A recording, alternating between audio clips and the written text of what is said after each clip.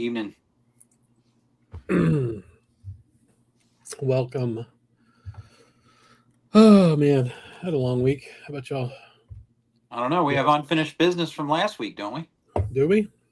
Yeah, we didn't deep dive a certain individual. No, that's Mike's deal. No, that's my deal, too. I can do that. I can do that tonight. Well, it'll be after I leave. Mike always bitches out anyway, so I don't know. It'll be after I leave. I'm not interested in that shit. Well, Chris, question. What about the record of the week, too? Or when are we doing that? Yes, we can talk about that. So we've had some hiccups with that with my AI friend on the Discord, but I'm going to get that saw corrected. a vote, and there was a certain amount for each record. And yes. The problem is the last record of the week was Old and New Dreams on ECM. Mm-hmm. And for some reason it picked the Kate Bush record as the winner. So yes, it's a little bit confused. It's a little confused. I got to get that fixed. But yeah, we've had two that the community has picked so far. The first one was Saxophone Colossus, which is amazing. I love that record so much. Yeah, that's one of the best ever made. I found a OG mono of that. Yeah. Oh, really? But I didn't buy it. Oh, shit. Okay. How much was it? It wasn't in the best shape. Oh, okay. I have Way Out West. That's the one I bought. Yeah. Oh. Yeah, I think Sax Colossus is still my favorite record of his, probably, honestly. Yeah. I I like all his other later shit a lot too, but just as a single record, I think it's probably my favorite. The bridge is good. I would agree with that. The cover's freaking killer too, of course, And the fireworks label, the whole thing. Yeah. I really like it's one of the first. I talked about this in the thread. So people that don't know, if you go to the Discord, we have a record of the week section. I was trying to do a new one every week and letting the community pick them and vote on them, but it's too much. So we're probably going to do one every other week going forward. But you'll be able to go on the Discord and nominate whatever record you like, and then people can vote to figure out what the winner is. And there's a thread about where we can discuss the records. But for Sax Colossus, it was one of the first ones I got into when I first got into jazz, really. Same. Hold on a second. Is there something wrong with the chat? People aren't typing in? I don't know. Yeah, where the fuck is everybody? Yeah, it's a problem when Loki's the only one typing in. It's true. Type up to us, people, if you're alive, make a comment. We got 77 watching, it says. But anyway, so like St. Thomas obviously is a killer track on there. Yeah, I actually have the original 7-inch of that now. That's cool. Yeah, some crazy collection came into Premium Sound of a former DJ, and it had a lot of original 7-inch records, blues, 7 inches, a lot of blues, promos, and some crazy jazz stuff. Yeah. I had a conversation with Vinyl Piper. Does this have anything to do with Saxophone Colossus? A little bit. Okay. Not at all, really. But he's in Vegas right now for a private event. But he went to that second famous record store where the guy yells at you. And he talked about digging in there. I went there and it was closed for Thanksgiving. Mm-hmm. But he was saying the son's taking over because the father is very ill. Mm-hmm. And says he's trying to change the whole perception of the place. Mm-hmm. But he was talking about how deep the stacks are there and crazy. Tomorrow, he said in the bottom of the house is jazz. He'll get back to me on that. Oh, wow. Okay. So cool. They probably have that there, but the pricing is always high there, Well, it's Vegas. I mean, that's goes with so this is a famous place. Yeah. Yeah, our friend Jim lives in Vegas. I'm sure he's been in there. Quit eating on the show. It's gross. It is? Yes. No one wants to hear your nasty eating noises. I'm going to let you in on a little secret, dude. Everyone eats. Yeah, well, nobody wants to see it on YouTube, though. It's not like it's flying out of my mouth and hitting the camera. Well, we can hear you in your mouth while you're talking. Is that a big gulp? Gross. No. Gas station? It's a big old cup with a diet drink inside. Oh, okay. Well, you can get a diet drink as a big gulp, can't you? Yeah, they don't have a lot of good choices. They have QTs out there, the gas station, QT. Yeah, we Yeah, have them here. They're pretty nice, actually. Dude, as a stoner, we have the Circle K. Strange things are afoot at the Circle K. Yeah, We also have AM PMs. I'm sure there's a QT somewhere in California. They're like big gas stations, kind of. We have those Buc-ee's now, which is those are like the Walmart sized fucking gas stations. Inordinate. Yeah. There's 478 different varieties of oh god, anything in there. Exactly. Anything. Mostly beef jerky though. Like you can get like python jerky and kangaroo jerky and whatever else. Fucking python. I don't think you get python's pretty funny though. Oh, you can. I've had it. I've had rattlesnake chili before. Yeah, it's gross. It isn't gross. Or have you ever been to New Orleans, Commander's Palace? They're famous for their turtle soup, and that's pretty good. We used to have that in New York. Snapping turtles, the big giant ones would get. Yeah, but this is right across the road. Cajun. Cajuns. It's a cuisine there, man. Commander's Palace. That's where that Emeril Lagasse guy came from. There's a guy that worked for my grandfather. He'd go get the turtles and make turtle soup. Not a big old giant snapping turtles. Gator gumbo. Gator gumbo.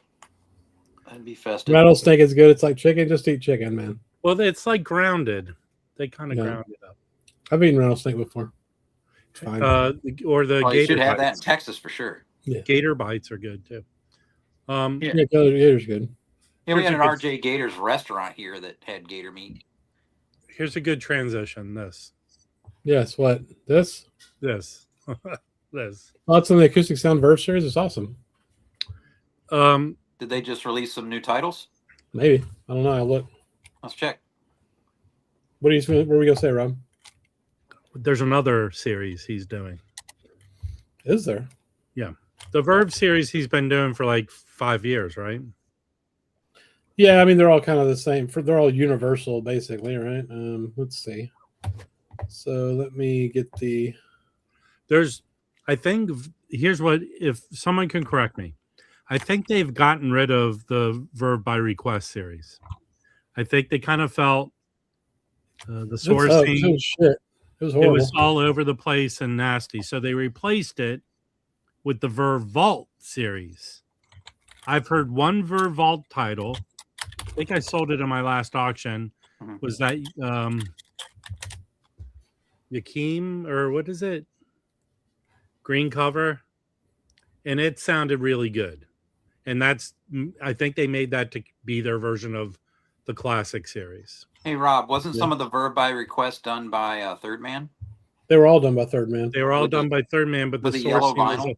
Some were done. The ones that people liked were Ryan Smith, but they were probably digital, and it just was very inconsistent with the pressings. They were terrible, but that's not what the. But I think they kind of gotten rid of that. Let's hope. They were doing a lot of really good titles that deserve better. Right, so they're doing it with the Verve Vault. Is replacing that, I think. I can't remember if we'll look at that too. I don't know if I bought one of those yet. Does anybody know how the fuck to zoom on a fucking Mac? Because I don't know how. Oh yeah, the plus sign. What plus? Command plus. Oh. It's I can teach computer shit to Chris. Maybe. Hey, look at that! Oh, look at that! Hey. There you go, Rob. It's cool. So this is the acoustic sound series stuff across. Maybe it's not. Hang on, this isn't right. Let's look at Verve, I guess. That's the right stuff. Yeah, but I think they mix it in because some of those are Verve Vaults. I wanted to see all of it, but I don't care about. I don't think this shit. What the hell is this? That's just. Okay. Is that new? Yeah, they're doing those 40, 45. They're always doing something. It's all mixed up because you got muddy waters. I wouldn't go there for that. No, we don't. Can y'all see that decently enough? Yeah. Yeah. Okay. So this is all their, Verve, Contemporary, Impulse, Philips, Mercury, Emerson. I mean, all that shit. But it's limited to jazz now. So this one, when's this one coming out? That came out like 3 or 4 months ago. Oh, that'd be a nice one to comes get. out in April, Rob. Wait.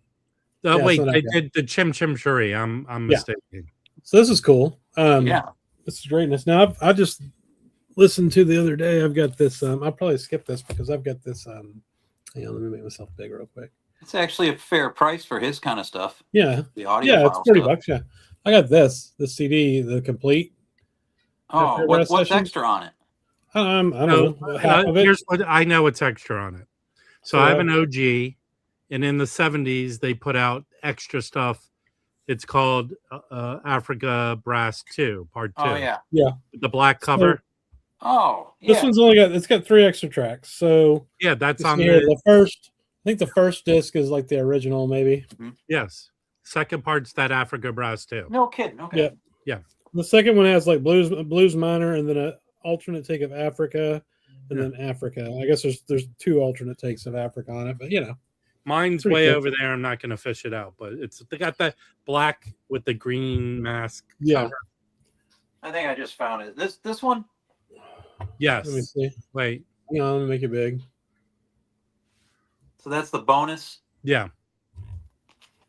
What's on there? What are the tracks on it? What does it say? Well, let's see. I haven't played this in years. Shit. Might need to break this out. It's just 3 songs. Song of the Underground Railroad, Green Sleeves, and side 2 is Africa. Yeah. Three tracks. Yeah. Wow, cool. Yeah, Yeah. so that's a nice cool. Double. I like when CDs do that. Yeah. So this is a great album. I thought I had a copy of it, but I guess I don't. I'll probably skip it because I have that CD, but I really like the record. It's good. Then this one I will definitely get like at some point. Yeah, that's excellent. McCoy Tyner, Inception. What do we got? Who's on this? Let's see if it's a trio, right? I don't know. Elvin Jones, and Art Davis. Yeah. Cool. Yeah, good record. So that's a good one. Hey, look. Hi, everyone. Yeah. Come to Chadfest. We'll have clam dip. And you got your Jazz Samba. Nah, not for me. It's a good record. I've got it. I've got a copy of it. I don't need another one, though. Astrid's a cool record, if you're into that. Yeah. I actually think I have a copy of that, too, already. It's not hard to find. What is the discussion? We're looking at some of the newer Chad stuff coming out of the Acoustic Sound Series. Yeah, the latest Verve Acoustic Sound Series. Man, I dig those first 2. Yeah, first 2 are great. I don't have the McCoy Tyner. Yeah, I don't either. It's not easy to find an original of that. I want to check this one out. I don't have this one, but I want to listen to it, see if it's something different than all the 20. No, it's a good record. Not hard to find. I wouldn't go crazy for it. I have an original of that McCoy Tyner. It's good. Ray Brown and Egg Thigpen. Okay, so this is 62. Yeah. Yeah. I don't know. I got a lot of Oscar Peterson records already. So I have a question, Rob, on that McCoy Tyner. Did they do both mono and stereo for that? I don't know. Yeah, I wonder. That'd be. Then you got another. This one's great. I have a copy of this. This is a really good record. Oscar Peterson Trio plus Terry Clark. I think I got a Japanese version of that one, actually. So is it the same trio? I'm trying to see. Yep, Oscar, Ray Brown, and Ed Thigpen. There's some Clark Terry on Emercy that's good. Oh, yeah. Well, this is on Mercury. Same thing. Yeah. You got Jimmy Smith organ grinder. I don't know. Let's look at it though. Kenny Burrell and Grady Tate. Oh, that's kind of cool. So it's a trio. Some later stuff. Yeah, trio. I love the whole organ, guitar, drums thing. It's a great trio format. He did a lot of those records. Yeah, and then you got this one. Jimmy Smith bashing the Unpredictable. I don't know how unpredictable he is, but let's say who's on this one. Another trio. Bass with each one of these. Oh, this got big band arrangements. Okay. Yeah. All of those verbs. Yeah. Yeah, I've kind of passed some of those Jimmy Smiths by that have that kind of stuff. That's fair. I mean, I didn't know we needed a. What the hell is this? A 45 RPM version of Breezin'? Yeah, but that's not part of the Verve series. It's the Acoustic Sounds 40 series, whatever the hell that is. Yeah, where they're doing all 45 records. Okay. Yeah, I'm not really interested in that. I mean, I love Breezing, but like, I got the Mo-Fi for like $6. What do we got next? That's a great record. Yeah, it's kind of getting all screwed up here, but this one's actually available now, I guess. That'd be a good one to get. I have some 60s version of that. I've got an OG of that one, but it's kind of beat to shit. Yeah, I have a 10-inch of that. Yeah, it is. It is a Delphine, I agree. All right, what else? Bumpin' West Montgomery. I don't know. It's got orchestra stuff on it. Does it? Yeah. Yeah, orchestra. No thanks. That's just me, though. I mean, if people like it, it's cool. I'm just not really into the... No. Yeah, I've always passed anything with the orchestration. I pretty much pass on. Now this one, and these are all out already, but I definitely want to get a copy of this one. I have a Japanese of that. That's a great record. Yeah, that's a cool cover. Swinging the Thing, Illinois Jacket. Don't sleep on the Illinois Jacket. No. Now, where's he originally from? Even though it says Illinois. Boise. Remember? Is he Texas? I thought he was from Texas. Yeah, he's a Texas guy, right? I think so. Let me look. I'm thinking Texas. It's your neck of the woods, Chris. No, he's from Louisiana. Louisiana. Okay. So you got here. You got a Stellar Sextet, Roy Eldridge trumpet, Jimmy Jones piano, Herb Ellis guitar, Ray Brown bass, and Joe Jones drums. Yeah, dude, it's a good record. That's pretty heavy shit. You know. Probably get that. Did Joe Jones ever play on a bad record? I mean, damn. Yeah. No. Now, I mean, look, I love Ella, but personally, I've got a lot of Ella already. Is that a 45? No, this is part of the Acoustic Sound series. Well, why is it $55? It's 2 records. Okay. It was double 180 gram. Yep, Rogers and Hart. I mean, you know, it's amazing, I'm sure, but like I said, I've got a shit ton of songs on it. Yeah. Yeah, for sure. You're gonna get them all? All right. This is an excellent record. I've got a CD of this one. Coleman Hawkins and Confreres. They did that as a 45. Yeah, it's him with Oscar Peterson trio, basically. With Roy Eldridge and Vin Webster. So it's like 6 of them, I guess. Mm-hmm. It's a really good record. What else? Another Ben Webster. This is now we're kind of getting... This stuff's all kind of been known about, right? I think it's come out already. Like yeah, there's that one you were talking about, Rob, the other Coltrane. Yeah, that's why I was confused by. Yeah, I keep looking at all the Ben Webster shit he puts out. Like, do I really need another Ben Webster record? But then I buy them and they sound amazing. They're cool. So I need to. I sold a Japanese Bluesville. I need to order the jab version. Yeah. Actually, I'm going to say something right now. I'm going to push order, and then I'm going to inform everybody of something so you can go buy it too. Hold on, let's see if it works. Move to cart. Go to purchase. Stand by. We are back. You keep talking about it. I'm gonna get a piece of pizza.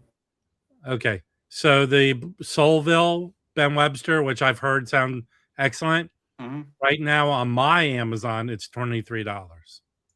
23. I'll send a link to it right now for everyone. That's a pretty low price. Yes, it is.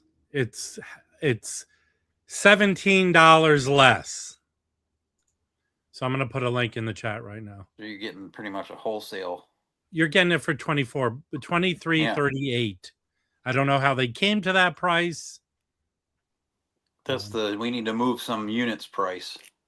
Maybe. Well, Amazon's getting weird with their pricing lately.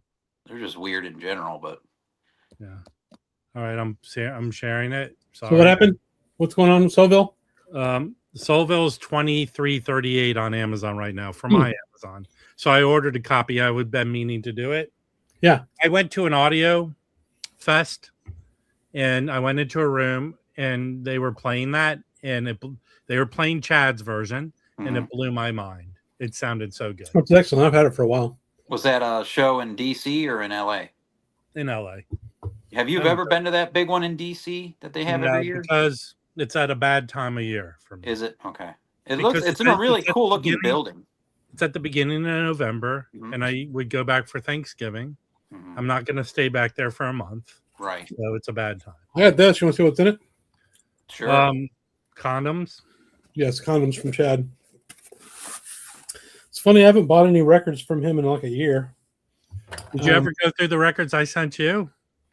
No. Yes, I have them. Oh, I don't know. Yeah, I don't know if I went through them on the show or not. I don't even know where they're at. They're in a pile somewhere. This weekend, I'm going through all my shit and cleaning it up. So you just have unopened boxes of records hanging out? This just came today. Oh, okay. Well, I haven't bought anything in quite a while, but yeah, that's true. He had it's probably still on. They have like a warehouse sale. So I got 2 of the acoustic sound series for $17 a piece. Oh shit! Okay. When you get to me, I have drama I covered on my show, but I'll share it here because it's jazz.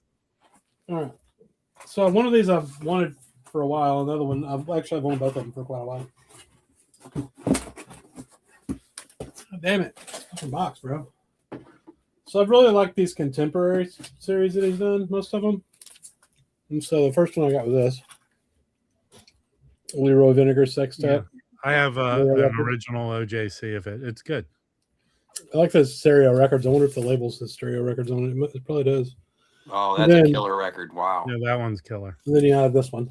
So yeah, that's good. These have both been out for quite a while. But yeah, so he had these and some other stuff on sale. And it may still be going on the warehouse sale. I don't know. I don't remember how to find it. If I do, I'll share. But anyway, so yeah, that was a pretty good deal. $18. Yeah. Yeah, the Prince Lasha, I found that one at Record Archive in Rochester, just loose in the bins, not on the wall. And then the next year I went back and they had the other one, the Firebirds record, in the same bin a year later, originals. And they didn't have it on the wall. I was just that's really cool when you find stuff like that just in the normal bins. Can I share the drama? It's kind of very relatable for people. Is it like stupid or? Huh? What kind of drama? Jazz related drama. Okay, sure. So I participated in the last Target buy 2 get 1 free. Mm-hmm. And I got 2 people to go in with me to get this. Oh, sick. Oh, damn. But the fuckheads, I don't believe they came straight from Target. They came from a distributor. Okay. Decided to put 3 of these in a box. Loose? With no padding. Oh, my God. So here's what happened. Oh, man. What? I can't really tell what I'm like. Oh, shit. It split them all? Everywhere. Jeez. So rough in the streets. So to understand, the list price for this is $225. Yeah. Came out to $150 each. And I knew this was happening because they sent it FedEx and it made like 28 stops along the way. It's like they purposely routed it to destroy it. It came. Did it come from Louisville? It somewhere in Kentucky, right? So it came in one of the boxes that the record stores get. There are boxes with green stripes on it. Yeah. I have some over here. So, and there was a hole through one corner of it, and these were all destroyed. What I was able to do is take one of them. I took it back to there's a tiny Target right near me. So they took them back, refunded me. I was able to, I fished one copy out of one of them. So at least on the spine, they're not seam split but there's seam splits on top and bottom. Okay. There's a dent in every single one in one corner. Okay. Look, I know I'll own this. So it's going to get dinged and stuff as I own it. But here's the surprising thing about this. Okay. I don't know who pressed it. The vinyl is quiet. I know Joey Callio had 3 sets where there were randomly warped records. They're not perfectly flat. The vinyl is quiet, and it sounds really good. So Dave Weekly said, right, at least for his Amazon, it's 20% off. If you can get it for under $200, he said $170. Yeah. This was $150. Excellent. It's really surprisingly, with all the nonsense that I experienced, It's a good buy. I give it a thumbs up for the sound quality. And if it was done in the US at that United place or whatever, I mean they did a good job. It so pressed in Nashville? Good. Yeah, does it not say where it was pressed? Does it say made in somewhere? Not that and the booklet that Sid Schwartz did the liner notes is really good too. Okay. So if you are on the fence by this, understand you might get slightly warped or stuff. You know, Maggie, please don't come up here. I'll go all after you. But I'd say this is a good buy for the price, considering that Mosaic version is like $800 or more. Yeah. Oh, okay. I'm trying to. You got a 150 versus 800. You know, that's the reason I kept one of them. I feel I'm not the person to keep everything in pristine shape. That's just not how I roll. Fair enough. And well, probably because you play the records. And you know what I did? I did an in-groove. I took a Sharpie and I Sharpied the nonsense that came from the shipping. No, that's worth like $500. You sell it as an ECM. Yeah. ECM, but I mean, I haven't heard a lot of people talking about it. That's why I brought it up now.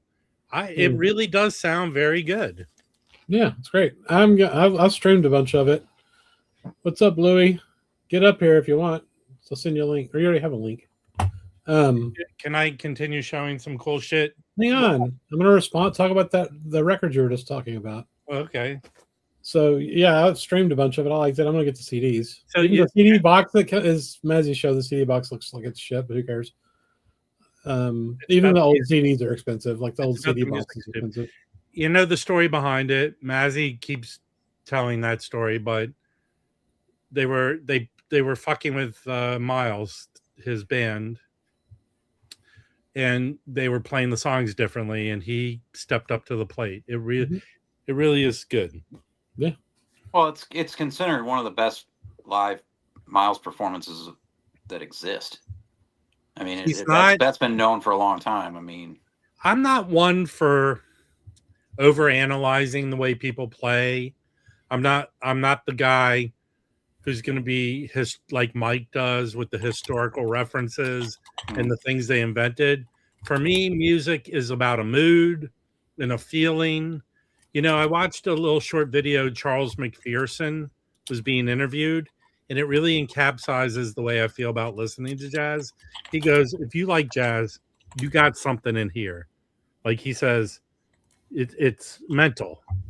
And I mean, I feel like when I listen to music, it's that knowing too much about it doesn't help me.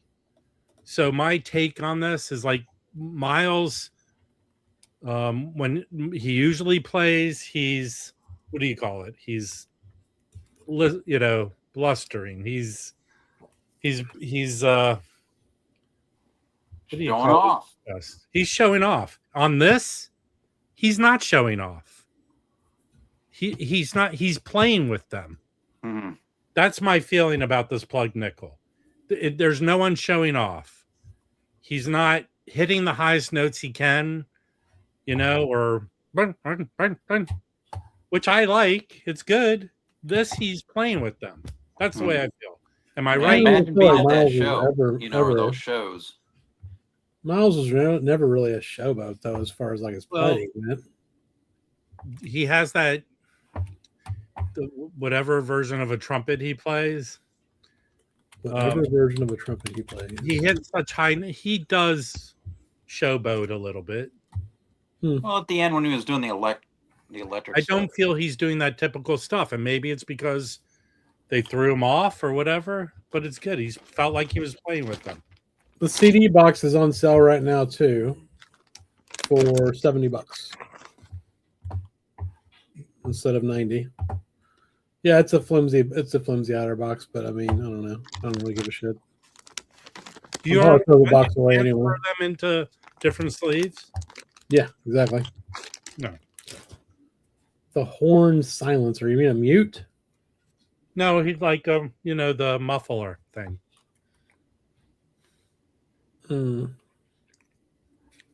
Yeah.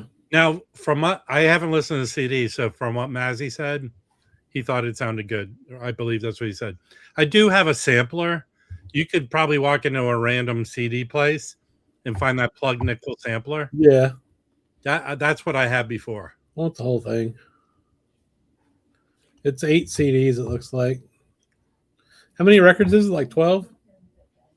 10. Is 10? it? 10. Yeah. Here's our resident trumpet player. It's called a Harmon Mute. Yes. Okay, Maggie, settle down. Yeah, so that'll be cool to get eventually. I still want to get the last bootleg series they did, the one in France. I still don't have that yet. Oh, yeah. No, dude, there's 3 of those. What do you mean? Music on Vinyl did like 3 vinyl versions of the bootleg series. Oh, no, we did a whole show about it. They have one that's like all French colors. So there's like a 2 LP sets, all French colors, and they have like the full set. And I have the CD version of Miles at Newport or something. They did a vinyl version of that. Of what? Miles at Newport. Oh, yeah. They did a vinyl version of a bunch of them, actually, like 4 or 5 of them. 3 or 4 of them. Yeah. But they're not that expensive. I've got most of the CD ones. I love those CD boxes. They're really good. 3, 4, 5 CDs. Speaking of CD lovers. Yeah. Do you like Miles Davis, Louis? Miles, are you talking about Miles Davis from Jazz? Yes. Hold on. No. What are we holding on for? I'm just checking.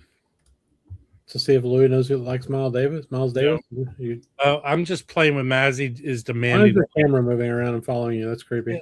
Oh, it's brand Mazzy's new. not politely Yeah, asking okay. for a link. No, He's demanding one. No, I need that. What is he demanding? A link. He's not politely asking. He's Oh, no. demanding. Tell I'll me. send him a link. Nah. He's just going to talk over everybody the whole time. Louis integrated AI into his entire setup there. I just got my new Mac Mini. Oh, cool. What'd you get? Just a pretty middle of the road one, but like with tons of storage because I have like big files. Yeah. I used to have my Mac Mini hooked up to my TV and used it as my media thing. Yeah. Mhm. And they stopped creating updates for it. Apple TV 4K is great for that if you want. It's an easy alternative.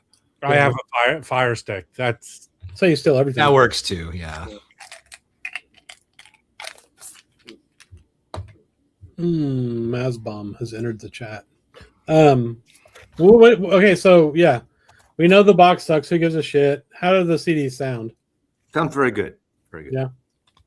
Did you not have the original version of it? I only have the 2 CD sampler from 30 years ago. And over the years, I regretted not getting, at that time, the CD box. I never was, at that point, buying a box of albums like that. Like, Yeah. you can find that CD box from 80 to 100 bucks. I can't believe they did that. I mean, they should have charged $20, $30 more, and just. Yeah. Last time it had a nice, those extra heavy boxes. But I mean, but they sound good. I mean, can you pull one out? What are the individual sleeves like? Are they? Some CD fanatics love those jewel. I hate fucking jewel cases. I hate jewel cases too. I throw them away. I'm fine with this. I mean, they're not very exciting. I'm fine with these. They always say, but it looks pretty cool. It scratches the fucking CD. Fuck you. Take care of your CDs. Now, Mazzy, who exactly is that an impression of? half the Hoffman for us. True. So if I get that, I'm going to throw the box in the trash and just. Well, I'm not. I don't think I would do that because it's not. I don't know. I mean, I'm going to leave it like this. I'll take the shrink off. I finally listened to it all. I think Fremer has a review today up for the box, but it's probably vinyl. Oh, really? I haven't read it. Don't listen to Fremer. He's a comical dingwit. No comment. Whatever, dude. Leave Fremer alone. He's a friend of ours. No comment. Not a friend of mine. He's on every stream lately. I mean, like me. But he's been making the rounds in the last 2 weeks. I met him at WFMU 2 years ago. He's the first person I ran into, which is funny. He was. I've met him twice. Claims he doesn't remember me the second time, and then I try to forget you every time I talk to you, so it's fair. You see, if you see the CD box for $35 again, buy it and send He it looks to me. taller on the internet. Yeah. $35. I mean, that's if you can comes up find it to for my weight. $35, that's a no-brainer. The only great thing about meeting him is he had to look up at me to talk. Well, Now this would have been funny if you had said miles kilometer here. I first met him in Seattle, and I said, "God, you are shorter than I thought you." I will say the video he kilometer did about Davis- rewiring his kilometer house Davis, I from guess. all the way from across the street. But you know, if Was you have great. the money and if I had the funds right now, we had it in San Francisco, but I would run from my box a separate run to my stereo. But Right. When he did that was because he had guys from Seattle. It was Did the he? whole the electricians came all the way to Jersey from Seattle. Yeah, Why? but they came to him to kind of as a market advertising their services. Yeah, it was so great. he probably got it for free. That's Rob, can you give the quick recap of what happened with your 3 box sets from Target? Okay. Here's what you do: you rewind the stream, and No, just Right. tell people that. so I participated in their last buy 2 get 1 free in October. I ordered 3 boxes. I went in with one. Harry was one person. Another. Now you're telling the story longer than the first time. Well, he can rewind it then. So basically, here's a picture. They put 3 in a box this big. They put 3 of these in there with no pad. They put 3 pieces of brown paper, and it went on a route from back east somewhere. It literally was like 20 stops, and then they transferred it over FedEx, transferred it over to the post office, and they hate boxes. Like, you've seen how they kick and throw them. So here's the picture. Ugh. And then here is the box. It's rough in the streets. So it Target's to blame, but this box comes from a record distributor. So that's who I think shipped So they're it. not going to charge you for the full one price since you return 2? Yeah, okay, so here's what I went through. They offered to give me 20% off. But what they did is they gave me 20% off all 3. So I went to refund it, take the other 2 back. That was kind of poured to those 2. So I was in a fight with them saying, we're not refunding you anymore. We can't. So I luckily bought it through PayPal, and I'm out to PayPal to deal with that other part. You're kind of a hustler in this thing. No, if I was a hustler, I'd be you, Mazzy, who gets everything for free. That's hustling, not being a hustler. Look, here's the deal. Someone hates their job and didn't care to do things correctly and threw all these in one box. There's no pride in what they did. Those are heavy boxes. They don't. You can't put 3 heavy boxes in any single box. That's weird. Thank you, Mazzy. That was horrendous. Hey, yes, packaging job. I think Dave should go there and just. There's something called snuff film. Well, technically, Harry, I got the box for $100 sort of off. Oh, now you're answering Harry. Fuck off. I mean, you already got it for 33% off, and they gave you 20% more. Yeah, but that was applied to all 3 boxes. So when I went to return them, Then what do you mean? You got 20% off each of the 3 boxes, right? So the lady was helping me. This is high math. She couldn't apply 20% off to one box. When I returned the other 2 in the system, it was all were 20% off. It's because you did one package. Okay. Listen, I'm going to survive, people. I'm going to survive this. That's fair. The only time I've asked for a refund on a free item, and I told this on one of the streams recently, the only record I ever stole when it came out, the week at WH Grants, which is like they were a chain like Woolworths. They were the other Woolworths. And they had a small couple record departments, and I stole a record with I had a safari jacket, corduroy. I stole a copy of Trout Mask Replica when like a week or 2 after it came out, and I listened to it, and I brought it back because I didn't get it at all then. So I returned it, and I said, "Can I get something else?" And the older women the old lady said, sure. I said, I don't know the receipt. It was a gift. So listen, Josh. Nice move, man. Josh, the new Josh D, because hey, by the way, the old Josh D's come back. So Josh, who's ever here, I'm not going to say your last name. You have to change your name. I'm sorry. That old Josh D is a good guy. It's the same guy. Huh? It's the same guy, isn't it? No, it's not. Are you serious? I know because both participated in my auction. So they're two different people. Well, one of the Joshes is a location scout. It's got to be the same guy because he's got a wrench. Dude, I can give two Josh D's a wrench. Okay, that's the right Josh D. I'm sorry, Josh. Yeah. Are you the one that's a location scout? Right? One's a location scout. Don't dox Josh D. He posts shit when he did location scouting for Superman. It's not a secret. He's got an Instagram. Share that here. How did Josh D is It's the same one. Yeah, yeah. Tell him easy now. Josh D is doxing you. It's not a secret. Once he was allowed to show Superman, he posted pictures of Superman. Hey, Josh D, did you get your package yet from me? Is he friends with Superman? Hold on. Josh D, I'm a good customer service person. I didn't yell at anyone. And see, you did. You don't I didn't dox. Mazzy. Fuck you. Here's Mazzy. Mazzy knows my name and where I live. And then Mazzy doxed himself.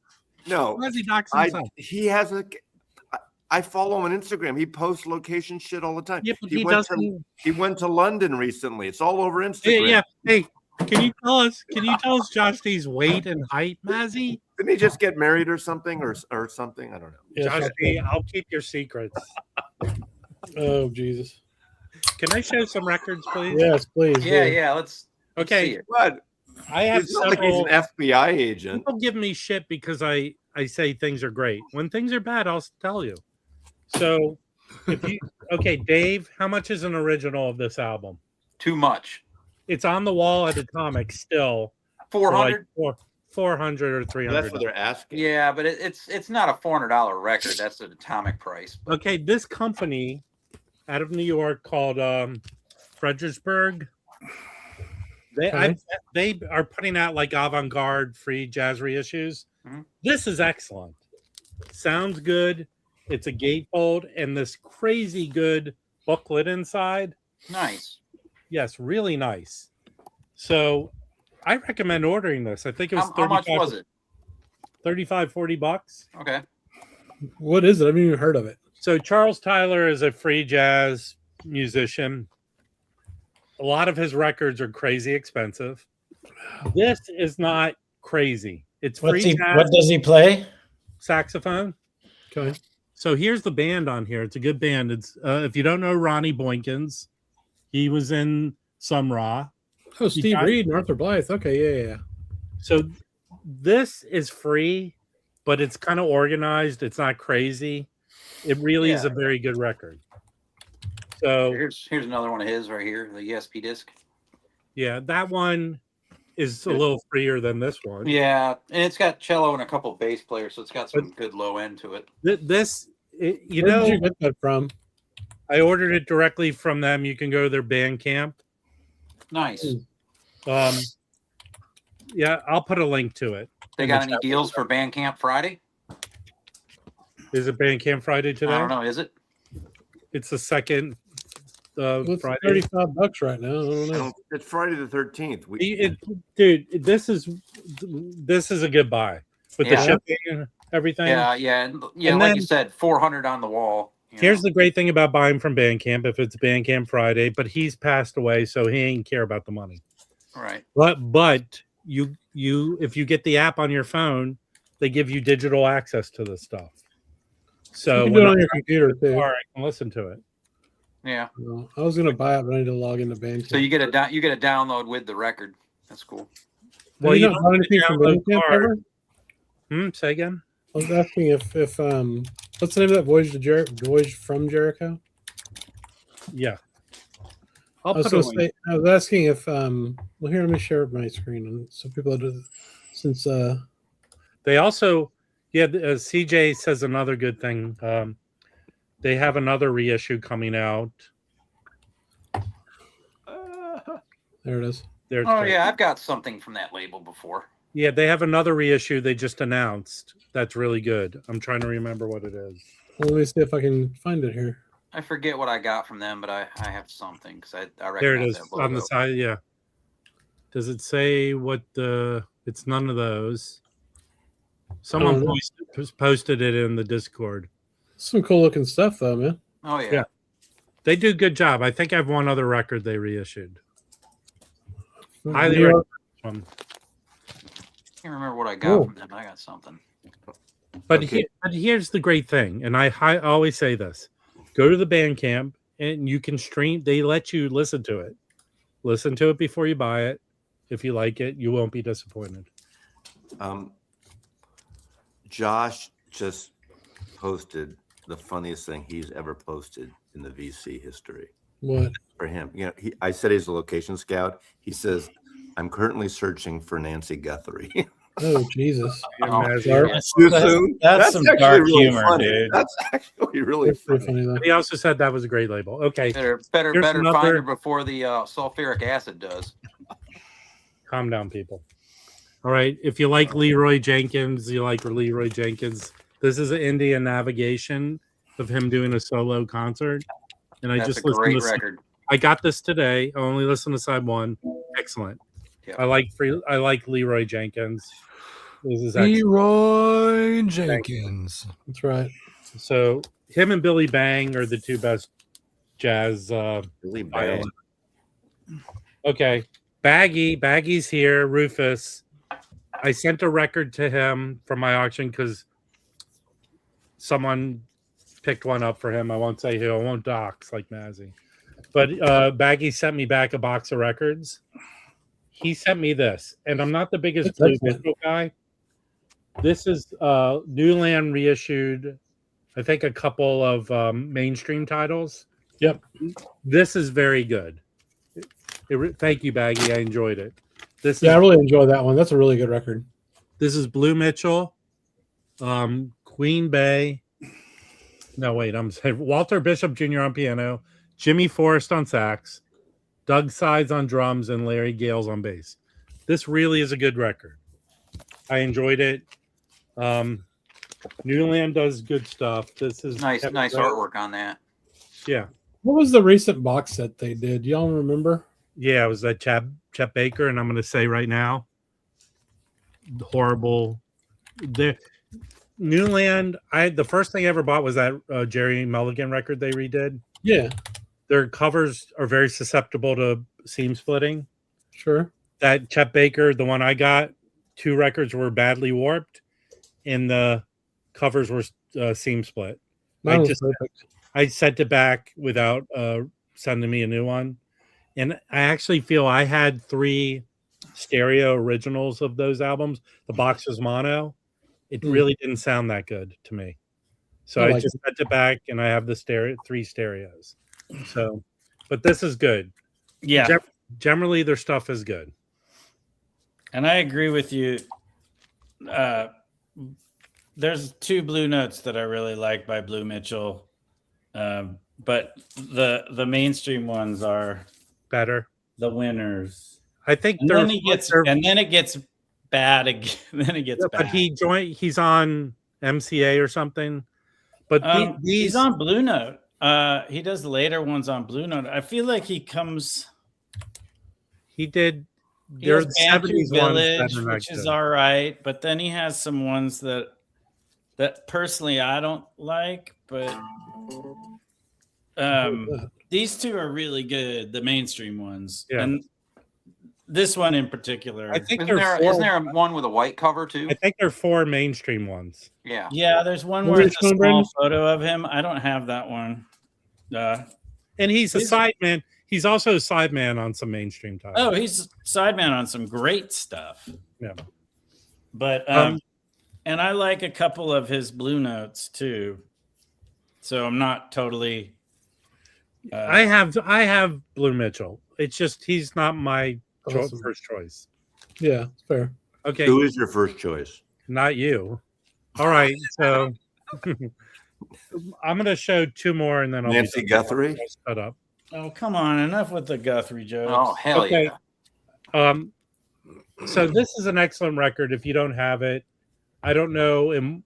It's second or third Cecil Taylor big release. Yeah. It's his first, I think, major release on Contemporary. So if you don't have this, excellent record. What I'm saying about this is a 1973 reissue on the green label. Mm-hmm. Oh, okay. I've had 4 copies of this, usually early 70s reissue to late 70s with the yellow label. I'm proclaiming this is a hot stamper. Seriously, I'm not joking. So if you go look for the 1973 with the green label, this is how the original stereo was.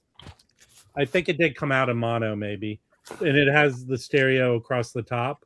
I have another copy over there that I'm holding for someone, but this thing blows away any other copy I've ever heard. The way the sound of it is just crazy good. So, and it's not crazy expensive. No. So go on Discogs and look for the 1973 version. Crazy. It's so much better than any other version I've heard. The original of that is just, it's not contemporary, it's stereo, right? And it's the black label, right? Well, here's the other copy stereo of record. I've only had. Yeah, it's just stereo records. Yeah. I've only had copies of this one. Which right. There's 1970. Oh, so I think this is a later pressing. That's a later pressing. Yeah, but I've had like a Monarch pressing from the early 70s. You can never tell. Well, what year did that come out? What's it say on there? 61 or 62? Yeah, early 60s. I wonder if that's a weird. I think it would have the black stereo, not that it matters, but it would be stereo. No, I looked it up. The original one has like the green. Yeah. So, and it's Earl Griffin on vibraphone, Buell Nylander, who played with him a lot, Buell, and Dennis Charles. It's a great album. It's like a must-own, I think. It's not him being crazy. He is being kind of unique, but this 73 version is the one you should get. That's my. Yeah, I was gonna say that came out near, well, not far after Ornette Coleman. Did his big record Shape of Jazz. Yeah, but this isn't like. It's what do you call it? It's like what Dave Brubeck did, like the off timing stuff. Yeah, but it was at the time that was still pushing some boundaries. Cecil Taylor, he was not all that well received early on. Yeah, you know what I mean. Yeah, that Hal Garper. I have 2 copies of that one. Okay, here's the last one I'll show. I found an OG mono of this 6i. That's a good record. Yeah, and it's great. Sounds good. All right. And that was probably a bargain. $12. That's pretty good. Yeah, that's a bargain. I mean, I think all Ellington is a bargain. Problem is, he was popular and the records were well loved. If you can find them reasonably clean, you won. Yeah, that's true. Yeah. The only one that's expensive is Money Jungle. Yeah. Oh, yeah. Which is fantastic. If you can get really good. You can get the tone poet of it. So true. But you don't get the beautiful matte cover with the texture.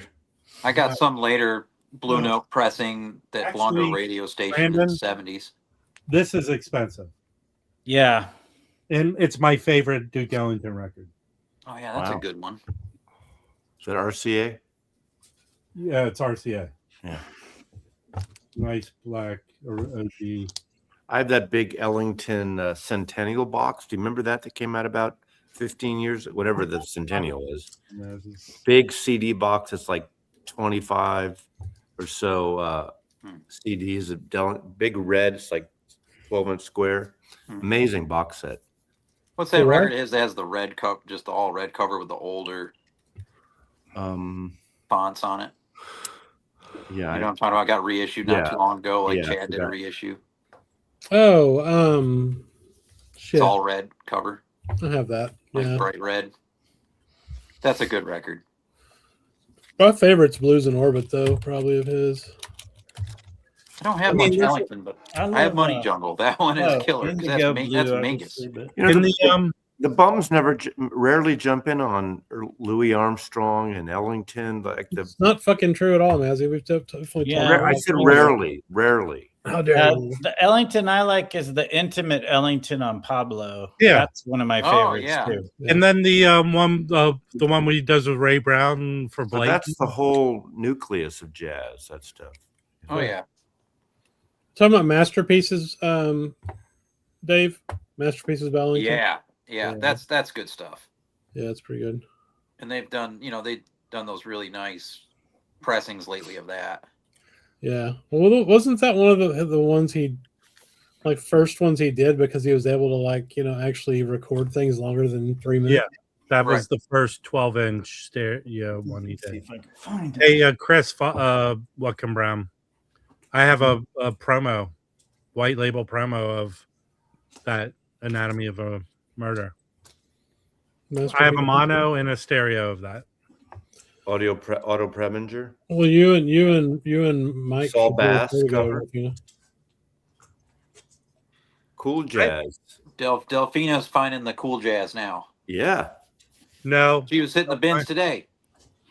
Oh yeah. She was finding good shit. Did you go to your secret lair, the record's secret lair? I met up with Delphina the other day to give her records. She won an auction. Yeah. And we met up there. I don't even remember the name of it, so I won't divulge it. But you know what? Can we retitle the stream "Loose Lip Sync Ships"? Oh, come on! That's a Desark album, by the way, that I have. That's the name of it. By the way, Rob, I sent you a text that you have to respond to later. Hey, Rob. I didn't want to tell everyone this, but the ointment worked. Oh, no problem. The ointment worked. It's good. Brandon went to look for something.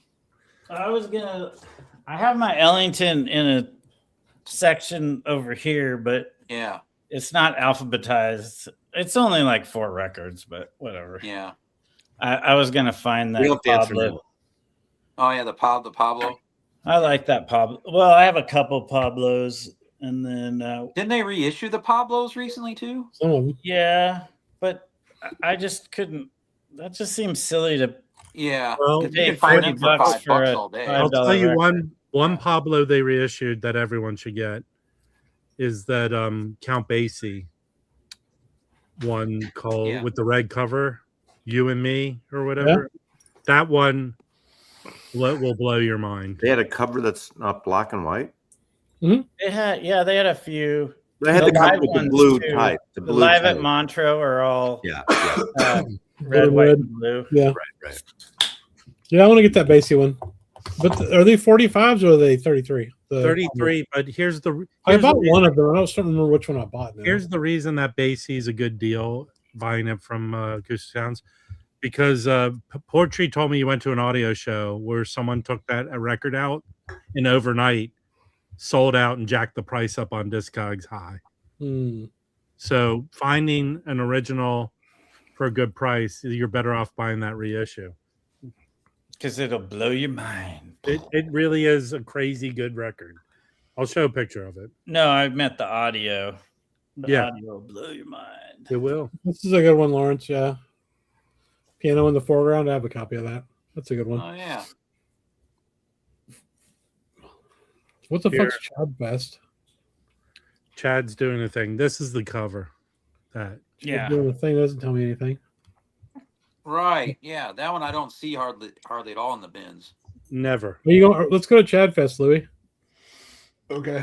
I don't want to go to Kansas for anything. Well, you're talking about in the fall? Could eat some ribs. October. Or is that St. Louis? I'm going to help you out. Yeah, Kansas in October will freeze your nuts off. For sure.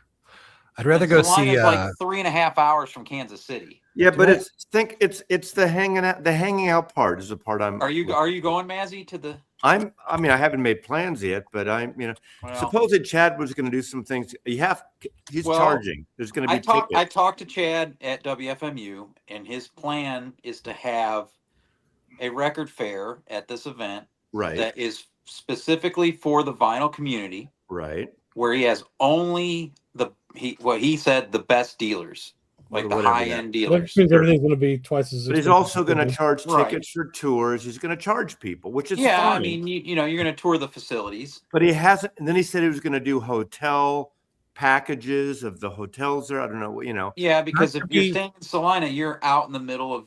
You're not going to stay at the church like Teddy did. No, but I already looked up. There's some Airbnbs that are decent too. Not to be a negative Nelly, but I suspect when everyone is there.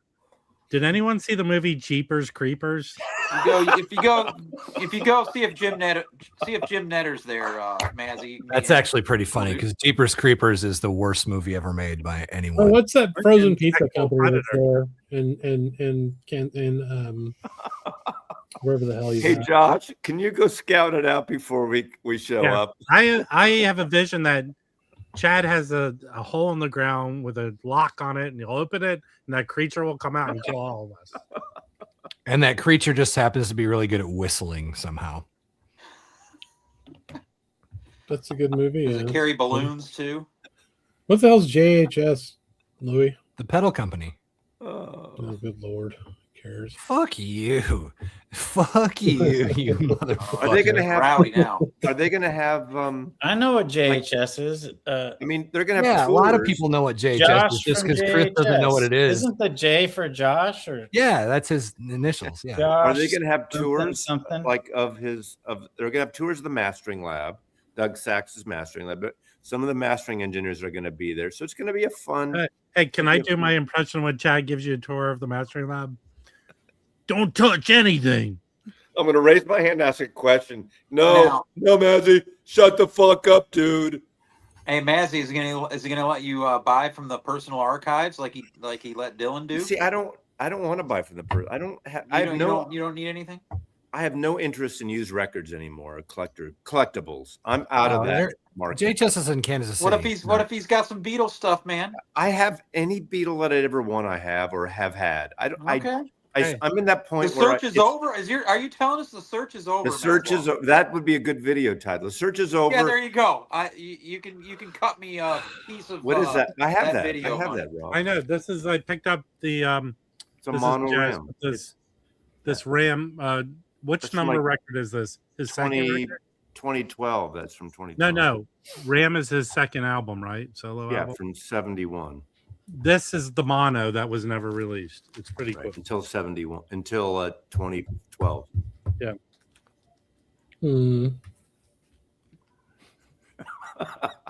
Thank you, breakfast.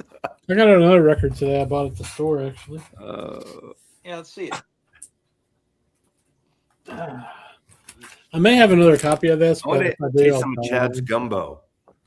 So I got the jackknife.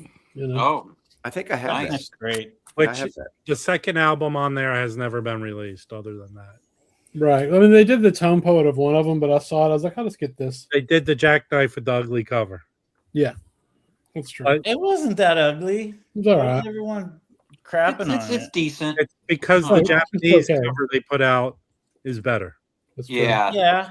but yeah. It's Well, the it's- Japanese normally do stuff but better. it doesn't. No, they It don't. doesn't make that cover ugly. But yeah, the Japanese cover is better. But I wouldn't go as far as saying it's ugly if you compare it to the LT version. Oh That's shit! fair. Yeah.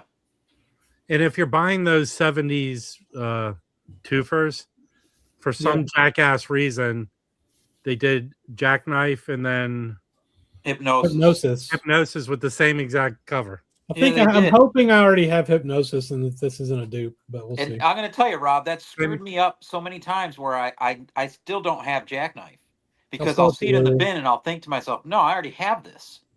And I don't. I have Hypnosis. Hey, Yeah. Orange Margin, here's the LT. If you like those covers so much, go to the greeting, the gift shop in the hospital and buy postcards because that's what they look like.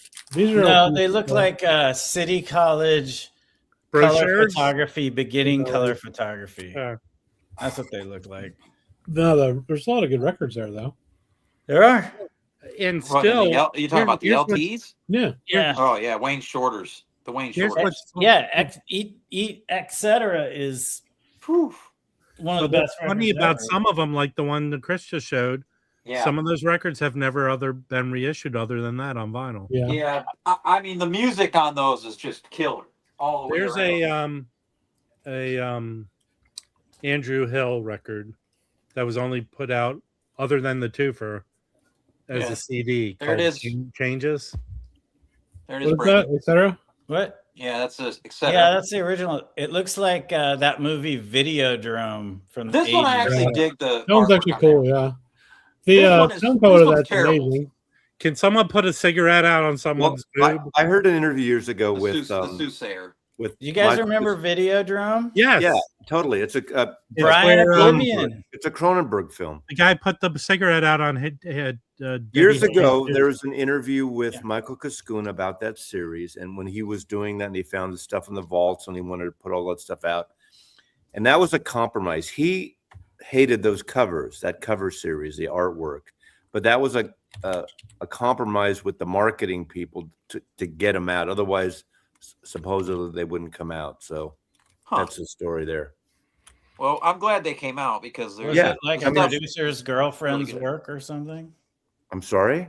Was it like some producer's girlfriend's photography, or did she curate? No, I mean, I think at that point, remember ECM was big and the stock photography thing and the CTI. I know they could have done a better design. Well, definitely. It was the beginning of the 80s when everything was those were weird. Yeah. But it was before CDs, but yeah. They're not, I mean, I guess I'm not very the right person, but the first time I saw them, I was like, this is awful. Brandon, I think you're exactly the right person. That one's pretty terrible. You're the right person who you should be. Well, be careful, Brandon. He might die. That's a kumbaya. I have too many opinions on photography, so it's not right. Believe me, I'm there with you. I'm to judge. How was your show, man? What? How was your show? Oh, it's not yet. It's this weekend. No, it's the 26th. Oh, okay. I thought you already had it. Okay. No, I'm just working on it. It's just stressful as hell. But I'm almost there. That's why I took a break from it to come out here. Okay. It's pretty much have it figured out. Are you printing your own stuff or are you having it printed elsewhere? Dude, they're tintypes. There are no prints. Got it. Okay, I forgot. Yeah, Mazzy. I know what tintypes are. Come on. They're one of a Jesus Christ. And it was 5 or 8 by 10. One of them. No, but I know you know what they are. I'm selling the originals. Right. Oh, that's cool. So that's it. One image done. An edition of one. Right. That's make NTFs so of in theory they should be editions of one. Rarer. I mean, they are rarer, but in theory they should cost more. But people don't pay for art; they want everything free these days, especially photography. Yeah, No, but I get it. Maybe if I put a tiny bit of paint in the corner of each one, they'll sell for more. Ooh. Here's what you do, Brandon, and take my advice seriously. What you do is go get a perm or an afro wig and a blue jean shirt and paint pretty little trees on them. That's true, Louis Goldberg. I mean, that comment is absolutely true.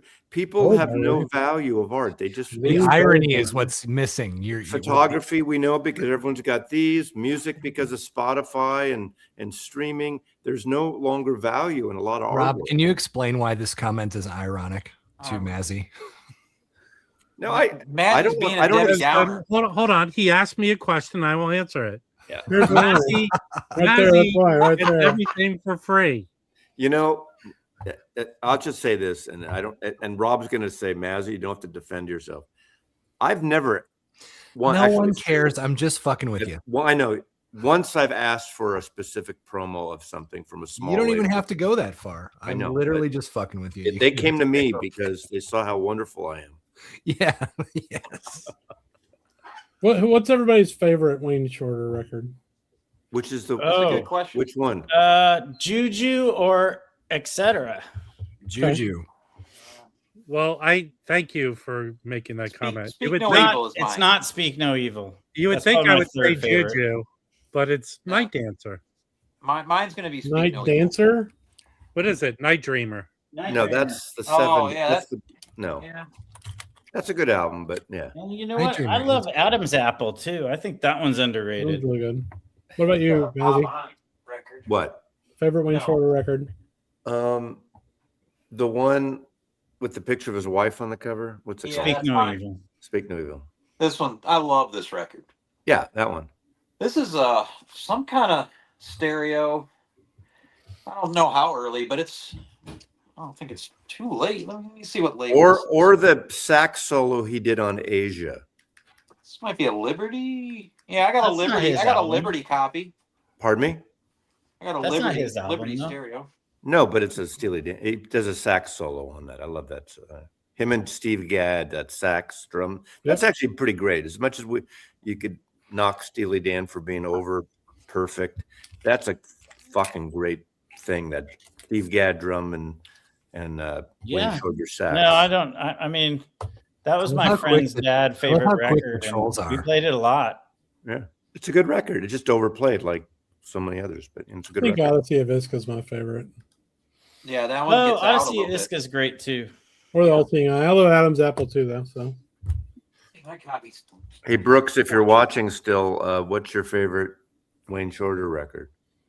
I don't know if he's still watching. Yeah, why are you saying it like that? is You're a not good one. talking to Siri on your phone, Mazzy. I'm sorry. Yeah, You said that there's, like you're talking to Siri on your No, phone. my friend Brooks. Josh Brooks, Hey, Jessica Brooks, if you're that still texted me listening, earlier. Isle of Iska. He was watching. Where is it? I got the title wrong. What is it? Odyssey of Iska. Let's see it. Bring it back. Yes, it's great. This one, my copy's a bit torched, but it's an original.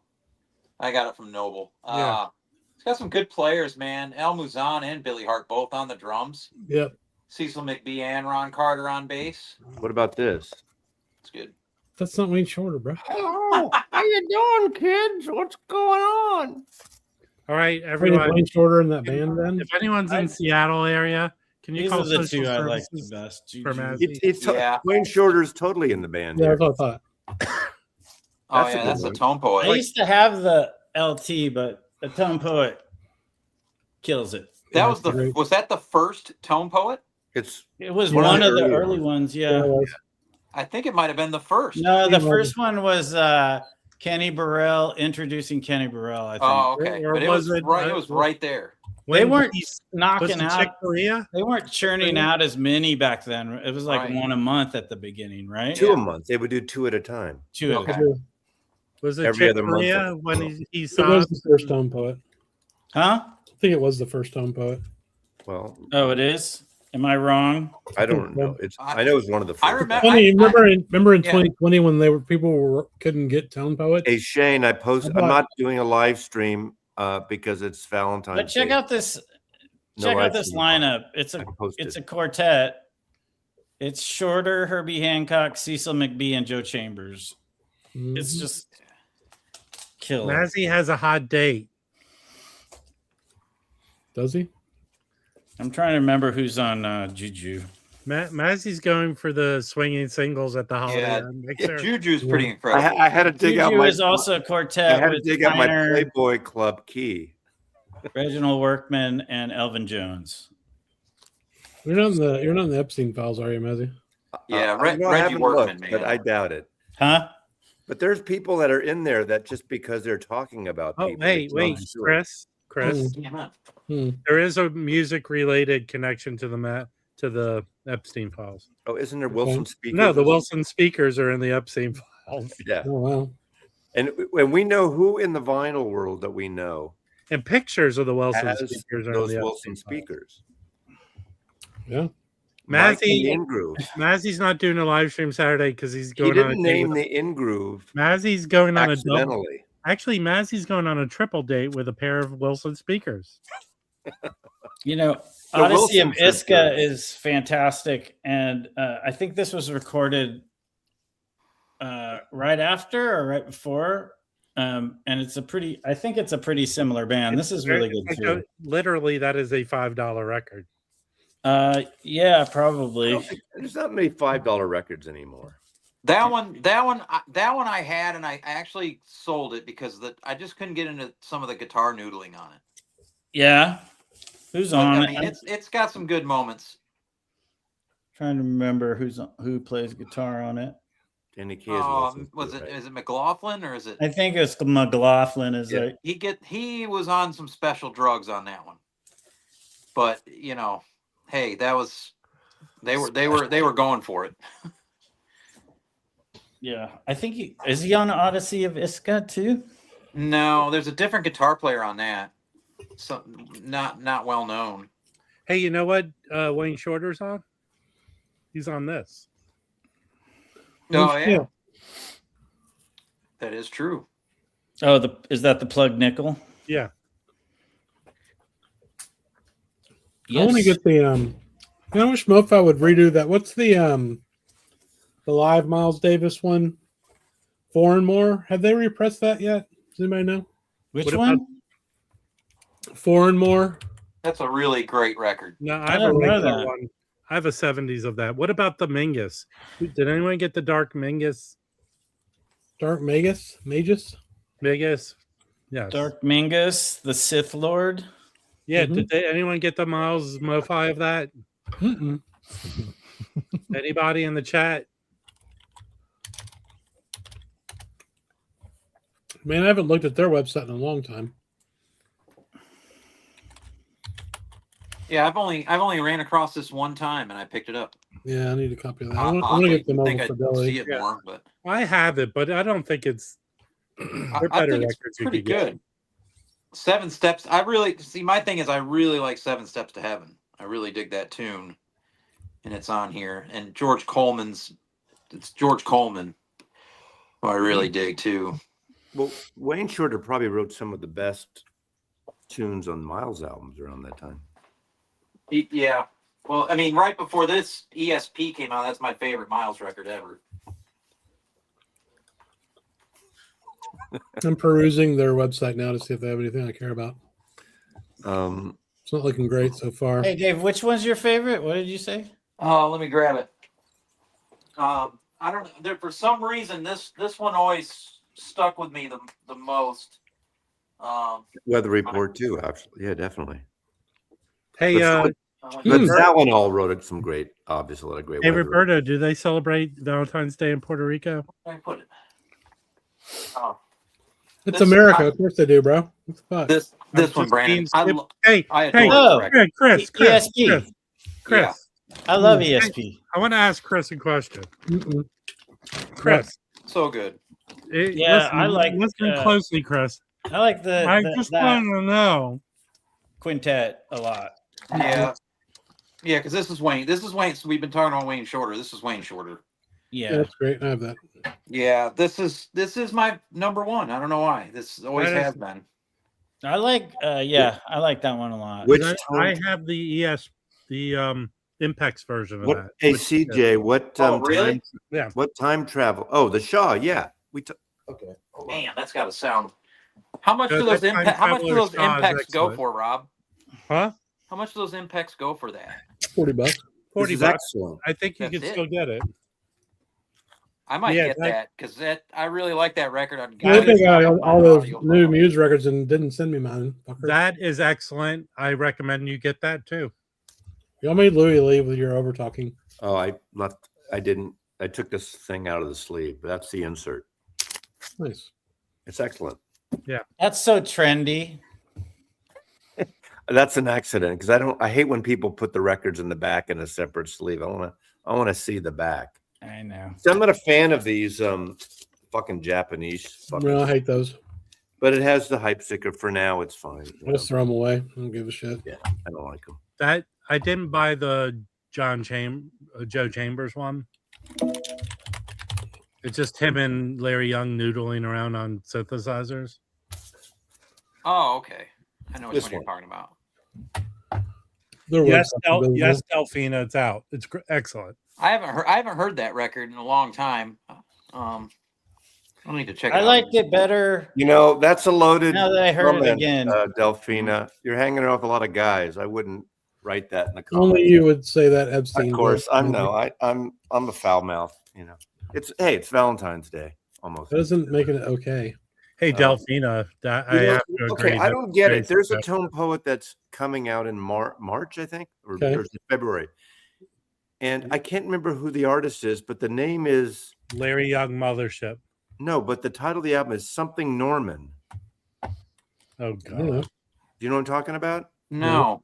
No, I think it's made up in your head. I'm not know it. I totally tone poet Norman. It's about Norman Fell. Yeah. Oh. Like he used to do this, right? Oh, here it is. It's Oh, when you talk about Jack, yeah. Yeah. it's Lawrence Marably or Oh, Marable.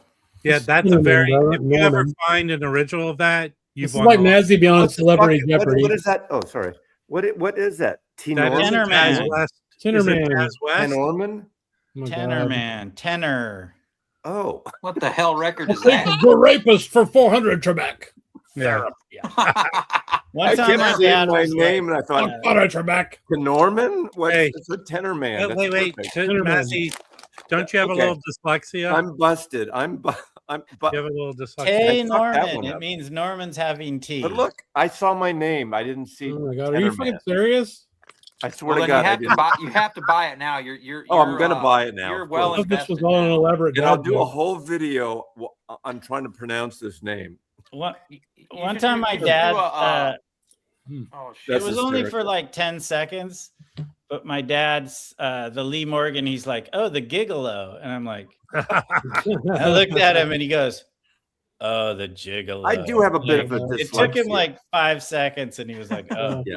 I'm dyslexic. I am. I have a certain dyslexia. But the gigolo sort of made weird sense because it's like you're going to the gig. Just a gigolo Yeah. everywhere. I know. But anyway, I have a couple records to show. Okay. Are they And yours Norman. or are they Donald's? They're Donald's. Does it matter? No, we like seeing Donald's stuff. No, It's I ridiculous. prefer they be Donald's. Okay. I think this was the best jazz album. You this say year. this, it's like you're using Yeah, up it's all the your money turn. you owe them. It's just Your so turn, good. It's just a Your turn. groovy blues record with Coltrane on it and Yeah, Rick I mean, Garland. Garland you, has Garland has a few on Prestige that are just Yeah, this is that fantastic. the craft, and it is amazing record. And this is Yeah, a good that's- record it's for good. people who don't have a lot of jazz or don't Yeah, or want to sure, get sure, into sure. jazz for the first time. Seriously, it's Hey, it's can- really chill. It's good. Can one of you people with artistic ability go make a montage of every time Mazzy's shown that record? You moron! Or like never mind. Like you just showed records. You just showed Thursday, so you know, neener. Well, okay. Anyway, speaking of trio, or actually that's not a trio, but speaking of piano players, this is really cool. I don't know John Wood really. I can tell you a little bit. See that label it's on? Yeah, LA Los Records? Angeles. That's his label. Cool. So all the stuff I've ever seen John Wood on, he usually plays on the other artists that are on that label. Right. So what's his story? He's an LA based jazz piano player. Okay. Anything you'd like to add to that? Yes, actually, they're one of the most expensive records on that label. Like if you find an original, is this vibraphone player, Kelly. Yeah. After you talk about your record, I'll show this record. Yeah, Okay. the LA guy. Someone's reissuing it, and it's a really Well, it's pricey. interesting. I have 2 John Wood records. I'm not going to make a joke. This is a trio. I dig it. It's well recorded. Let's see who the band is. If it says on here, where does it say? Actually, there's one song where Woody Shaw, Joe Henderson, and Lenny White on drums. Nice. So there's more than that. So side one seems to be all trio. Anyway, it's pretty good. I didn't realize that Joe Henderson and Woody Shaw were on it. That's How not an cool. everyday find. Yeah. And this one I did play. What's interesting is this one is Inner Merge by John Wood. That's that's a very good record. Which is obviously he plays Inner Urge. But Joe Henderson is not on it. Ironically, he's on the other one. But Ray Pitsey is the loudest sax player. Is that Billy Higgins on that? Yeah. Yeah, Billy Higgins and Tony Dumas. What's the trumpet player who played with Mingus towards the end? Walrath. He has an album on Los Angeles. Doug Walrath. He has an album on Los Angeles with Billy Higgins. The label looks like it reminds me of the record store Licorice Pizza. Yeah. Oh yeah, that did the Black Flag record. No, did they do a no? No. Pizza was like this. Pizza was a music chain. It was a music chain like L.A.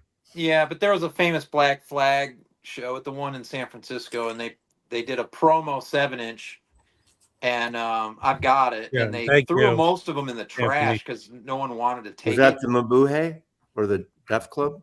Yeah, I don't know. I have it in the other room. Are those the two records that Donald lent you? Licorice Pizza was sort of like somewhere in between, like I think that was it. Hold on.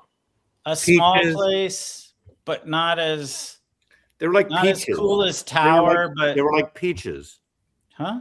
Peaches. Yeah, I don't know Peaches, but there was a Peaches chain too. Their commercial was Licorice Pizza, the tastiest music in town. Yeah, we had Record Factory, and that was and Barry a chain, and you know. Yeah, Licorice Pizza was kind of like small, but there was a bunch of them in LA. Yeah, yeah. But it sort of felt smaller, but it wasn't as good as Tower. Here you go, Brandon. No, Tower was the only chain that, in theory, stocked every record in print. That was their whole concept. So it's here it is, Brandon. So this is the Thirsty and Miserable 7-inch on SST from Black Flag. Now on the back, it says, let me read the whole thing here. It says, in appreciation of all the support from Black Flag fans and Licorice Pizza Inc. Oh, cool. Yeah. Do they have it was a giveaway they played a gig at the shop. And can you see Licorice Pizza's old logo or? Yeah, well, no, it just says Licorice Pizza on it. And it has the Black Flag logos. But yeah. It's funny. Dylan found 2 copies of this in an attic in North Carolina and sold me one. The coolest thing about Tower was, for me as a kid, was the import section. Oh yeah, Tower in New York was killer. You know, it was all the British imports. Yeah, they did that. The one in Tyson's Corner in Virginia, they had the big import section. Here's so Brandon. Yeah, this record came out on Los Angeles Records. It's being reissued. Comes out in a few months. This Richard Kelly, an original of this is a lot of money, but this and he's obviously a vibe player. And I'll send a link. I ordered it from Forced Exposure, pre-ordered. And is it how many in the group? A lot. Here, I'll tell you who's in it. The group is Tony Dumas, Billy Higgins, Kevin Johnson on guitar, Dwight Dickerson on piano, Charles Owens on reeds, and there's one vocal track, and then Richard Kelly on vibes. And Owens is underrated. But it's on LA. It's the one record on LA that goes for what is this? Yeah, the medium's like $130. Oh, cool. But there's only one. It's a very rare record. So one guy's trying to sell it for $350. I've seen it once. Like Sibylline had a copy of it once. Yeah, there's a guy that Ken did an interview with. He just got a copy last year. But yeah, so I'll share the link to where you can pre-order it. It's not expensive. Well, it sounds cool. Like it sounds like a record. Even with the great reissue aside, it's like a rare record that you could scrape some money together and afford. It's not insane. Well, it's more rare than it is expensive. Right. That's what I mean. Yeah. It's exactly what I'm saying. Like, it's super rare, but it's not, $1,200 or. Well, yeah, it's not. Everybody's been sending me this damn link to a shower curtain sun rod today for $2,500. Like, I'm gonna just call the guy and trade my Civic for it. Yeah, I hate when people do that. They're like, check this out. Don't you? Alex, are you gonna get if it? you're in the comments, Alex. No. That's what Jazz Bones Mike does to all of us constantly. Here's actually I got this record store day a couple of years ago. Here's a punk record that has like a jazz vibe to it. If you know Romeo Void, Benjamin Bossi played sax. And this is probably a show I might have been at. This was at the Mabuhay Gardens. They're doing another record store day, Romeo Void. Everybody knows that probably the one song, You Might Like Me Better If We Slept Together, Never Say Never. There's a few. Yeah, but they were fun live band, very kind of very jazzy. Morphine was heavily influenced. Yeah, exactly. And they're post-punk.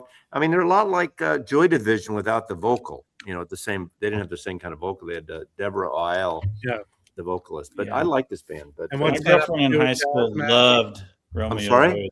What's that have to do with jazz? Saxophone. Benjamin Bossi on sax. The late Benjamin Did you see the timing of Alex's comment, by the way? I didn't see Alice's comment. Oh. Show the comment. This is not, I bought this 2 years ago. This is not a new one. I know they're putting on a different one. Can you piss on a rope, Dave? You can piss on a rope. I missed the context of that. What was that about? I was just giving Alex shit and he gave it right back. Oh. Alex, are you going to be at Vinyl Con in LA? Are we going to share a Paul McCartney moment? I don't know. I've seen some videos. Married with Vinyl does a channel, and they were at that thing, and so did Rob. Did a good video on it. It looks like a killer deal. What? The Vinyl Con in LA.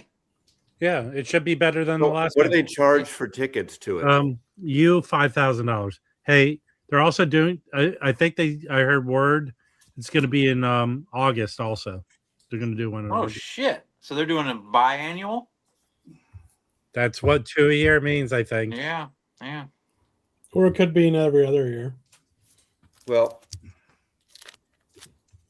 Jay Dara was the original drummer. Gets kicked out right before they. I always felt bad for Jay because. What do you do to get kicked out, Mazzy? Drummers always get kicked out right before they start recording. That's like history of rock and roll, right? I don't know what he did actually, but I started dating his girlfriend Jenny right around the time he got kicked out. Is that who you're going out with tomorrow night? No, Jenny's. Well, maybe he was punching people because he was mad about that or something. No, I think it was it was parallel. It wasn't any way connected, but anyway. You're the reason, Mazzy. Yeah, I'm the reason it broke up. Mazzy broke up the band. I also dated Pete Best's old girlfriend too. No. Fred, what's up? And what's the guy that just got kicked out? Oh, he died. Never mind. From Felipe's dead. Foo Fighters. What's the drummer's name? Yeah. Are you going to do a video about him? Felipe's on lockdown. Yeah. I mean, he passed away, and he was there for a long time, so it wasn't like. But then they didn't the Pearl Jam drummer just quit too. Drummers are like a dime a dozen. Well, he retired. God. Yeah, he was like, I've had enough. Because he wasn't just Pearl Jam's drummer. Soundgarden. He had done all kinds of stuff. Yeah. I did get to see him play with Soundgarden. That was pretty great. He played with Smashing Pumpkins too. Yeah. I think did he play with no, I guess that was just Stone Gossard. Hey, Ricks. That's not how you spell my name, Ricks. Yeah, Stone Brad. I think did he also play in that band there was the side did he play in the band Hater? Yeah, I think so. He might have been in Hater. Not only that, he played on other people's hey, here's a good tidbit. Randy Jackson played. I remember that. Mm-hmm. They had a remember there was that VH1, I think it was VH1, like a reunion thing where the guy from VH1, I think it was VH1, would show up at their door and try to get the band back together, and they ended up playing. Yeah. No way. Yeah. Yeah. No, it's like in the 90s or the 2000s. Okay. No, that was a real thing. Oh, that's cool. I missed that. I think he played on my friend Clint's record. Well, Rick Ocasek produced that single or that EP, out of the blue. Like he ran into him and said, "Look, I have a studio here. Come and play." I guess, is that Boston or Chicago? Where are they from? Are they Boston, right? The Cars? Yes. Yeah. Okay.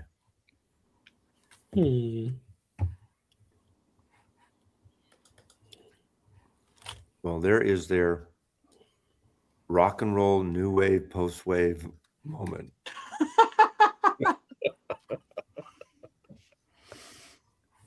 Very good. Oh man. Yeah, Matt Cameron quitting kind of sucks because I don't know. Chris is a funny guy sometimes. I don't know who they're going to. So with.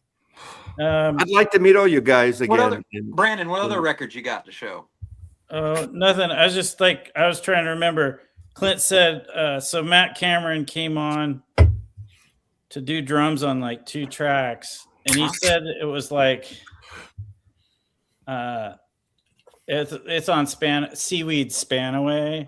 Yeah. And I just thought this was an interesting story. He came in and played 2 tracks, and he had this like guy brings in his drums, and sets them up. And he said like the first take, or when they first started rehearsing the song, it sounded like he didn't even know how to play the drums. And by the 3rd take, he was just like perfect. So I always thought that was kind of a funny story. Like he had to hear the song, and then Matt Cameron went from like barely being able to play drums to like the best drummer. Makes sense. In like 3 takes or like 3 practices, and then they recorded it.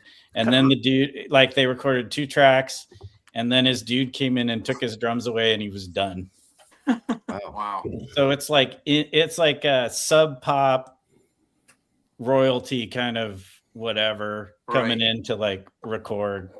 Louis, you need to get Matt Cameron on your next record. That would help you.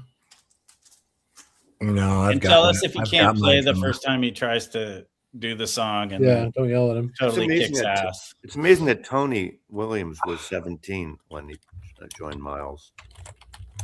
Well, email. He did Out to Lunch. He was on that too, right? Yeah. I mean, he was young when he did the Dolby stuff. He was fully formed by that point. It was. I mean, you had to have. I mean, because that record has some really interesting things going on, and to be that young and to be able to jump right into the Avant. And, what's interesting? I had read. What's nice about this? It has the original liner notes from 30 years ago on the plugged nickel, but also has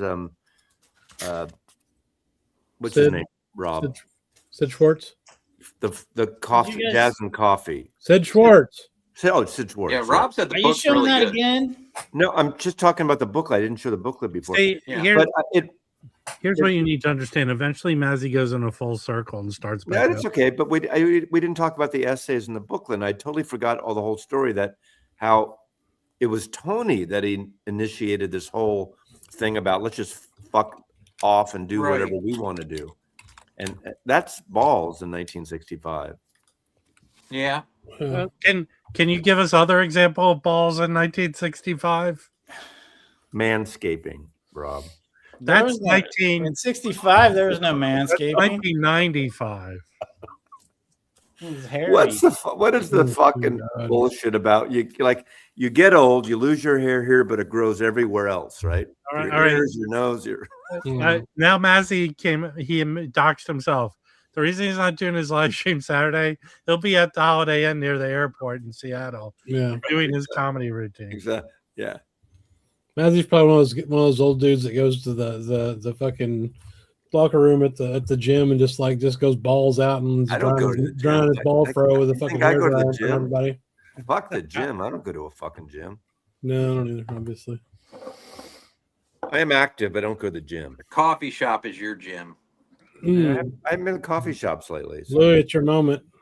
Well, what's going on then? No, we already did this, and I got chastised vehemently for bringing up a topic that was actually interesting. Okay, bring up one now because this thing's boring as fuck. Louis, I got a different angle on this topic.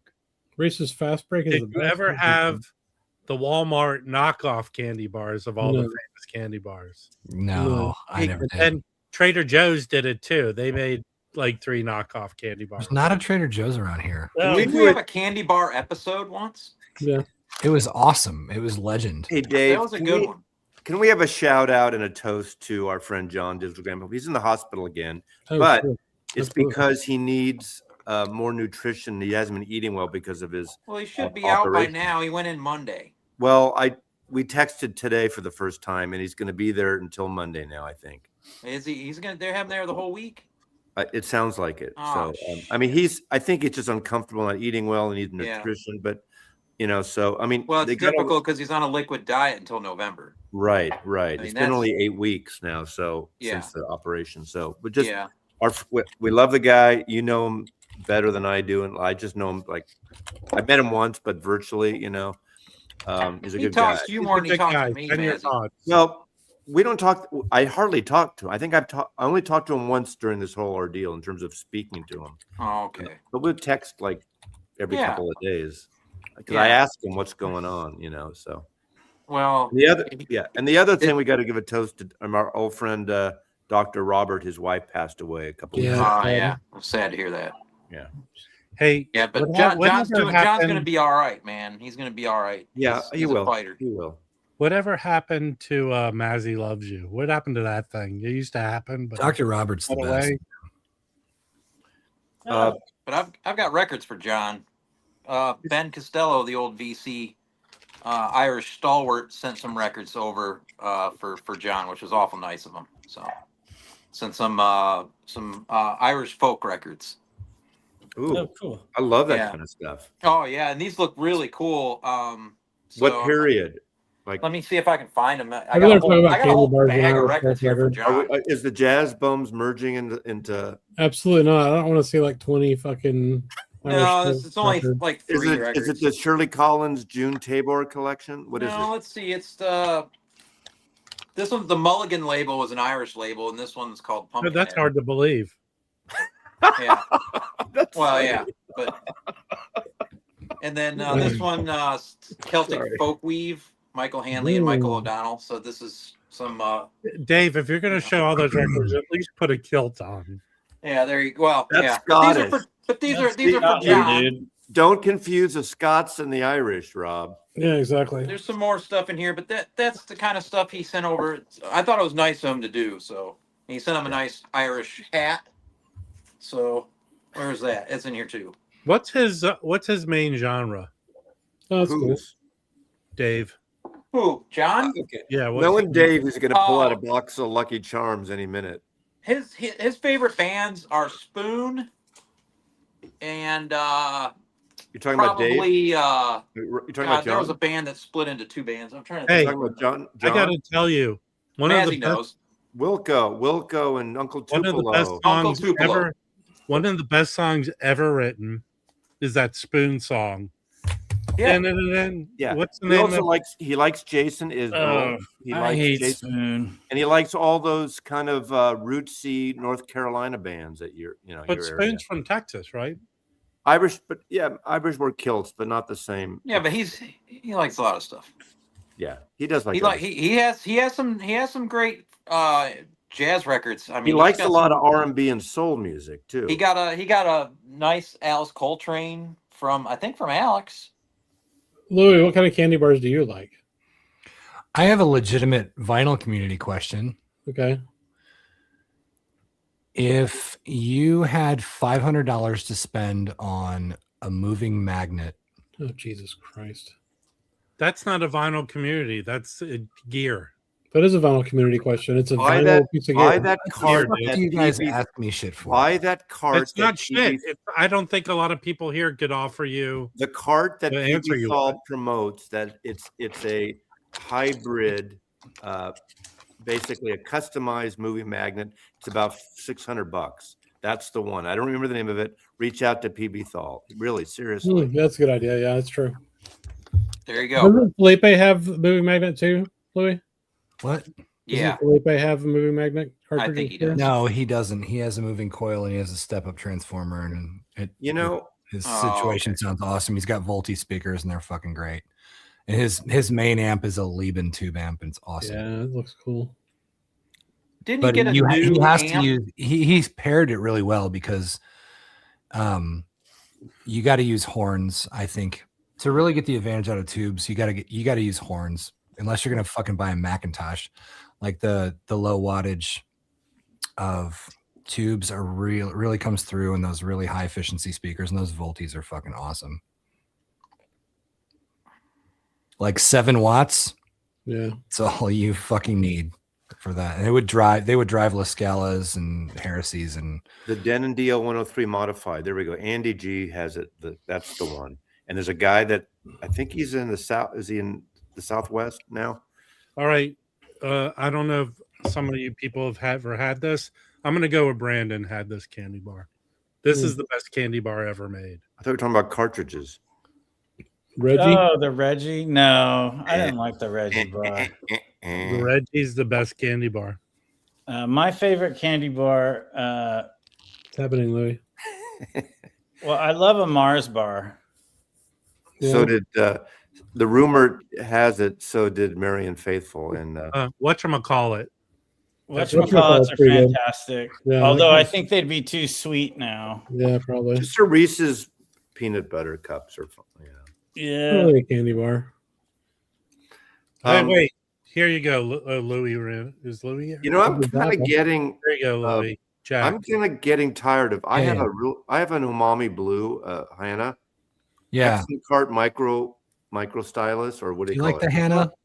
However, I'm getting tired of that stylus design that picks up even if I clean my records, it's really, you have to be on it all the time. It's not forgiving at all.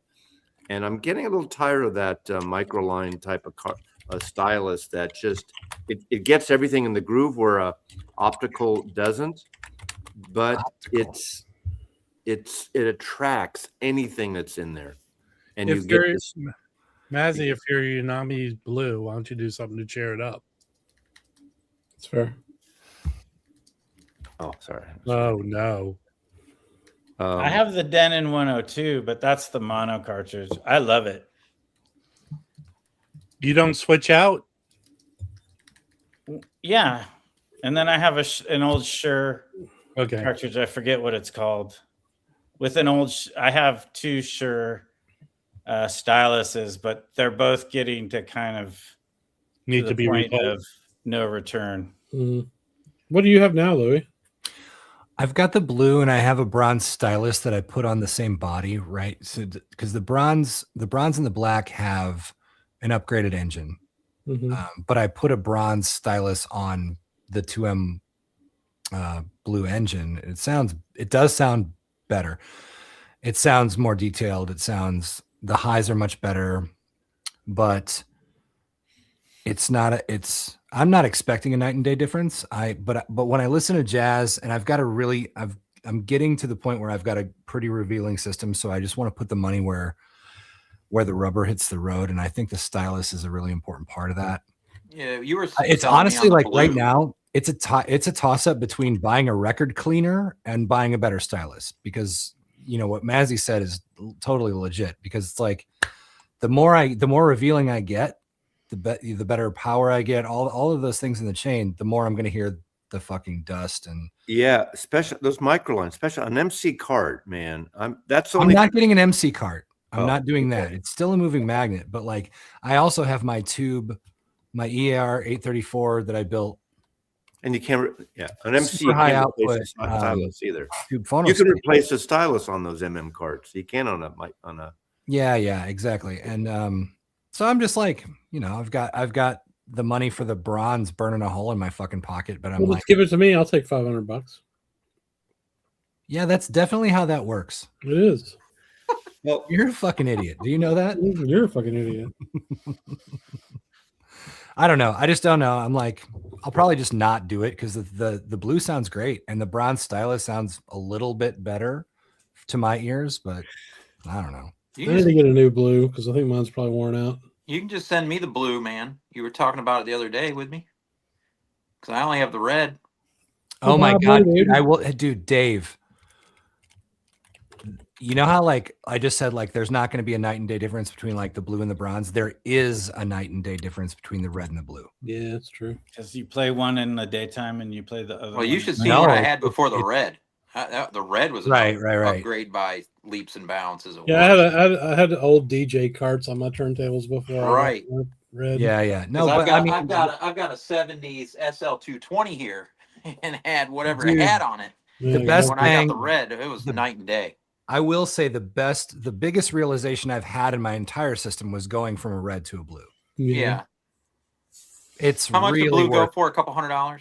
$159. You can buy just the stylus for $159 on Amazon. Yes, and it'll fit on the red. It's the same engine. Yeah. Okay. Yeah, I think when you put it on there. There's very few like clear paths in this whole thing, but like that's a clear path. Yeah, for sure. That's money well spent. The Denon changed, like blew my mind when I got the Denon. I'll be back. It was a big change. Probably the biggest change in any of my gear. Yeah. And I have to like agree and really think that that's where the biggest change should happen. But like, there's this diminishing returns as you go beyond like, I mean, it's the first thing, right? It's where the rubber literally hits the road. And so it's gotta be the thing, but like, I don't know. Like, I want to put the money in the right places. Yeah. Because if I've got, it makes, I mean, do I upgrade the tone arm before I worry about a better stylus? It's all this fucking shit, you know? Yeah. You can just keep going. Yeah. And going and going. It's a never ending. It's the golden handcuffs. Yeah, but it's also the limitations of my room, and I'm super aware of that. Yeah, that's the other thing. The room is the only thing that matters, I think. Is like you've been watching too much Donnie Darko, or not Donnie Darko Stereo, because he posted a video today on the important things, and his number one most important thing on any stereo setup is the room. The room. That's just true because of the fact that it's true. You can't buy a new room. No, you can treat it. He did a treated thing. I'm not going to treat my room like that, but it was that's interesting. I mean, it's not about that you need to do this, but this is in his estimation. These are the facts. Mm-hmm. In terms of components, the number one is speakers, and then it goes down from there. That is correct. Hey, Mazzy. I mean, without a doubt, the room is the most important thing, and that's not debatable. I mean, I'm not going to do, you know. Yeah, I'm not changing my room, but my room. The good thing is, like, that's the whole thing is you don't need a lot of power unless you have this big room. It depends on this. If you want to listen at 85 dB. No, there's no point in having like a ton of wattage, especially if you have tube amps. That would make... I don't have tube amps. That would make no sense because you want your tubes to get saturated somewhat. But when I used to have my B&Ws, when I went from my Rotel thing to my Hagel that had like twice the power almost, those speakers opened up and sounded so much better and deeper. There's something to be said for headroom. It depends on the speaker. Those are power hungry. Those No, that's the whole thing is that's not the power of your amplifier. That's how your speakers are reacting to the power. Of course. So... But they what I meant was you don't need to have 100 watts or 80 watts. Well, they acted. I enjoyed the sound better with a more powerful speaker for those speakers. So they sounded better. I mean, my tube amp is my Rogue Tempest is 60 watts in ultralinear mode and 45 in triode mode, and it starts to like not sound good and start to fuck up kind of a lot with my Lintons at really normal listening volumes. Like it's loud. You can get it loud, but does it distort? Yeah, you can start to hear problems in it. Well, that's not like I'm not like jamming out, like trying to make myself deaf and listening at 100 dB or anything like that. But like at around 80 dB, you start to hear limitation. I start to hear limitation. I switched to solid state. Is it because you're jamming Bathory records? What's happening over there? No, it's because there's just a headroom issue with that particular amp. It's also a 25-year-old amp, right? It's a KT88. it sounds great. I mean, Chris has heard it. It sounds great, but like I start to hear artifacts and things that aren't warmth and second order harmonics and all that shit. Yeah. At a listening volume that is still really comfortable, loud, but comfortable. That's just like, do you want? I mean, I agree. I switched to solid state output. I think it's better to have, you know, a lot of headroom, and then you can just dial back. Another thing is that tubes are amazing in the preamplifier stage. They are shit in the power stage. Fucking period. Well, if you're hearing the second order harmonics and you're hearing all the tubiness that you love, it's coming from the preamp tubes. Right. It's not coming from the power amp tubes. That's just like your opinion, though, man. Yeah, that's just like fucking physics, bro. No, whatever. You don't know anything about physics. Can I put my 2 cents in on all this? No. Sure, you have a great 2 amp. Also, blah blah blah blah blah, because that's what it all sounds like to me. Yeah, let's get off of the tube amp thing because we all have opinions and none of them seem to match. Do you guys want to see a 98-year-old record? Sure. Okay. I thought you were going to say a 98-year-old woman. No. So this is what I didn't have many records to show, but this came in last week, so we'll show this. So there's, and I've been trying like hell to win one of these auctions. It's an old 78, obviously, shellac record. And I do try to find, you know, some of the old blues, especially on Paramount. And so Joe Buzzard passed away a few years back. And as most people know that collect 78s, he was the guy. Probably the pinnacle of, you have Tefteller and others, but his collection was incredible because he got these records. Like, he went out driving around and knocking on doors back when you could still do that and still survive, not come out dead. And that's how he got a lot of these records. But they weren't really sure what was going to happen to the collection. His daughter did decide to sell it because he didn't want it to go to a museum or anything like that. He wanted these records to live on in collections. But the auctions, the way they're doing the auctions is really weird. It's a weird.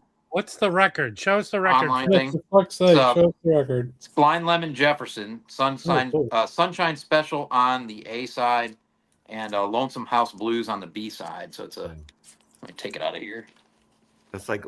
Don't drop it. What happens when there's only 8 known copies of this record, so it's pretty rare. Do they just put them in a display case or something? No, they have them in the basement. Yeah, they're in the basement. Of it, he's had a great collection. A lot of people have gone over there to just listen to records with him over the years. And that's a big one for me because I kept striking out in these damn auctions because the way they do it is they're kind of blind. You do know how many people are watching, but you don't know how many people are exactly bidding. And when you get bidding, there'll be a high bid and the clock will tick down to 0 seconds. And at like 3 seconds, you can still throw in a bid and outbid the person. But when that happens, it goes to what's called overtime. And the way the overtime works to me, I couldn't really figure it out for a long time, is you go back and forth with other bidders until everybody quits. Until 10 minutes go on in an overtime period where no one bids. 10 minutes. You basically have to everybody has to tap out.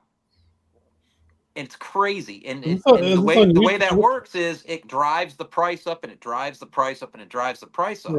Because you keep thinking you have to keep outbidding someone. That's fucking mental. That's awful. It's Where fucking are they doing horrifying. this at? That's terrible. It's fucking horrifying. And I finally won one after trying to win dozens of these things. Because I was like, fuck it. I'm going to goddamn go until everybody taps out. And I don't know. It just perseverance. Yeah. What platform are these happening catches the hair. Yeah, but shit, man, it's quite an adventure. But they put up a Black Patty record. That's one of the rarest records in the world. I mean, it had a $2,000 opening bid. That's like you have to start with $2,000 to even get in on that one. That's a whole echelon of record collecting. Where are they auctioning these off? On their website, Joe Boussard 78 vintage or vintage78.com. It's not like a live video. It's just an auction on the website. It's just a website auction thing that they're doing. Hey, do you know what seems very ironic about all this? You could actually write a blues song about your experiencing bidding on a blues record. Yeah, there you yes. And then I tried to bid on the record. Sometimes Rob is very astute. He's not wrong. You could do that. But Dave, as you said earlier in this format, the comment you made to me was, so you've ended. You're not. I've ended my search, my quest for records. I mean, but not for music. That's the difference. You know, as I said in a couple videos, if I have an original record that's worth X amount, that it's worth more than $75, $50, and there's a $20, $30 audio file version, I will get that over and get rid of my original. I don't need the artifact anymore. It is the music thing. No, and I talked to Kimbo when he was that's here. Just for me. Yeah, Mazzy, I talked to Kimbo when he was here, and that's what he said. He said you're into into new music. I'm into all kinds of music, new and old. I mean, I buy reissues. I'm not against. I mean, obviously, I buy. Did you get the new Beck record today? Literally, I just played it. Yeah. I mean, it sounds good. I mean, it kind of goes back to some of the, just the singer-songwriter with him and a guitar type shit. It's what it is. It's a stopgap because it's an EP, and it's like orphan songs. It's songs that have been in soundtracks going back to the Spotless Mind film. There was a cover he did in that. Is it all acoustic guitar and him, or what? No, not all of it. But it's a lot of covers. There's a Hank Williams cover, John Lennon Love. There's a cover of let's see, the Elvis song. You know, what's the song? What is he cheating hard on here? Yeah, I've heard one song. It sounded great. You know, it reminded me of One Foot in the Grave. It seems like it's very folky, like that earlier Beck stuff. Right. And it's a stopgap. He needs to fucking put a new record out, and he needs to release finally on vinyl, or at least since it came out, Information and Midnight Vultures. Yeah, I don't know what is one of my favorites. What was the last record he put out? The one with the Japanese type and the car on the cover. What's it called? It's a very pop record, a dancey pop record. It's a good record, but it's the one with that Toyota that's what I had, like that super chill when he put out killer. Like 10 years ago. And Mazzy, you know what originals go for on this vinyl? Oh, a lot. Shit ton. And I have that CD. It came with stickers. Hyper something. It came with a DVD. This came with a DVD, a skateboard DVD. But this is great. But it's perfect for Valentine's Day, which is tomorrow. You know, it's kind of a very romantic record. So. I mean, I dug the song. I heard, like I said, because it had. It's everybody's got to learn sometime. That was in. I forgot who did the original of that song. He did. That's a cover, and that was in Eternal Sunshine for the Spotless Mind. Right. Yeah, but I mean, does the whole thing sound good? Yeah, it's not one of his dance. If it's an EP, it couldn't have been much. It's 8 songs. Yeah. $20? It was $25. 25. Everything's $25 now. At least. Yeah. Okay. At least starting point. Yeah, exactly. Yeah. But no, I mean that's a really good blues record that I got. I'm pretty stoked about it. Because it's hard to find old 78s that still sound good. It's cut by Ryan K. Smith, if anyone cares. Oh, he did the mastering. Yeah. Why? Who is he? He used to be in New York. I think he's in Nashville now. He's one of the big mastering engineers. Him and Kevin Gray and Bernie Grunman and Matt Luthens and Sirhan and John Patrick Swayze and those are as he's making killer. I found a couple more records. James Earl Ray. I found a couple more records at Lunchbox recently, but I didn't find any jazz lately. Chris Billman. But I did find this. This is an interesting record. The Silver Apples. Oh, cool. Oh, that's a rare record. Yeah, and I got it. It's funny. They had 60 on it, and which is a good price. Yeah. And I told the guy, I said, give me my senior citizen discount, so I got it for 50. Wow. So Wow. Are you a senior citizen now? No, I just give them shit at Lunchbox, and they hook me up. So can I see the label on that? Was that on Capitol? What was that on? It was on Cap, KAPP. Oh, Cap, right. This is a Santa Maria pressing. There was a bunch of pressings. Is that like 1968 or something? Yeah, it's 68. Yeah. But yeah, that was a cool find. I mean, it's got a bullet hole is the only thing really kind of wrong with it. It Doesn't matter because it didn't sell, but I never bought that record. What year did that come out? 68. 68. I never bought that record. It's kind of experimental, a little bit psychedelic, electronic stuff. I don't know. It's weird. Has that ever been reissued? Oh, yeah. I'm sure. It's been reissued a lot, actually. Yeah, there's a lot of press. Has it been a good reissue? I don't know. I don't know. Oscillations is a really cool. It's who owns Cap now? Anybody know who owns Cap? What made? No, I don't. Did Cap put out more soul records? They might have. I found some punk stuff too, which was cool. Like they got this hardcore punk box. See that. Yeah. And I guess it was the guy that played in Scott from Lunchbox's band. But like, I don't know why I'm showing punk on Jazz Bums, but I am. Maybe because Mike's not here. Warzone live at CBGB, this band out of New York. And the thing that was cool about this, it came with this wasn't something that came with the record. This was an actual flyer for a show in Cologne, Germany. So like a real like hand leaflet or whatever you want to call it. So that was very cool to get. And I think Walter Schreifels, that was in a bunch of bands like Quicksand, was in Warzone. Found this the Proletariat Marketplace 7-inch, which is a band out of Boston area. Yeah, Boston, Mass. This on Homestead, which is is that a Seattle label? And then the Lunchbox Records used to have a label itself, and this is Car versus Driver, which is a really funny cover. The kid's hanging by bobby pins. Oh God! But yeah, just there's some fun stuff that I found there.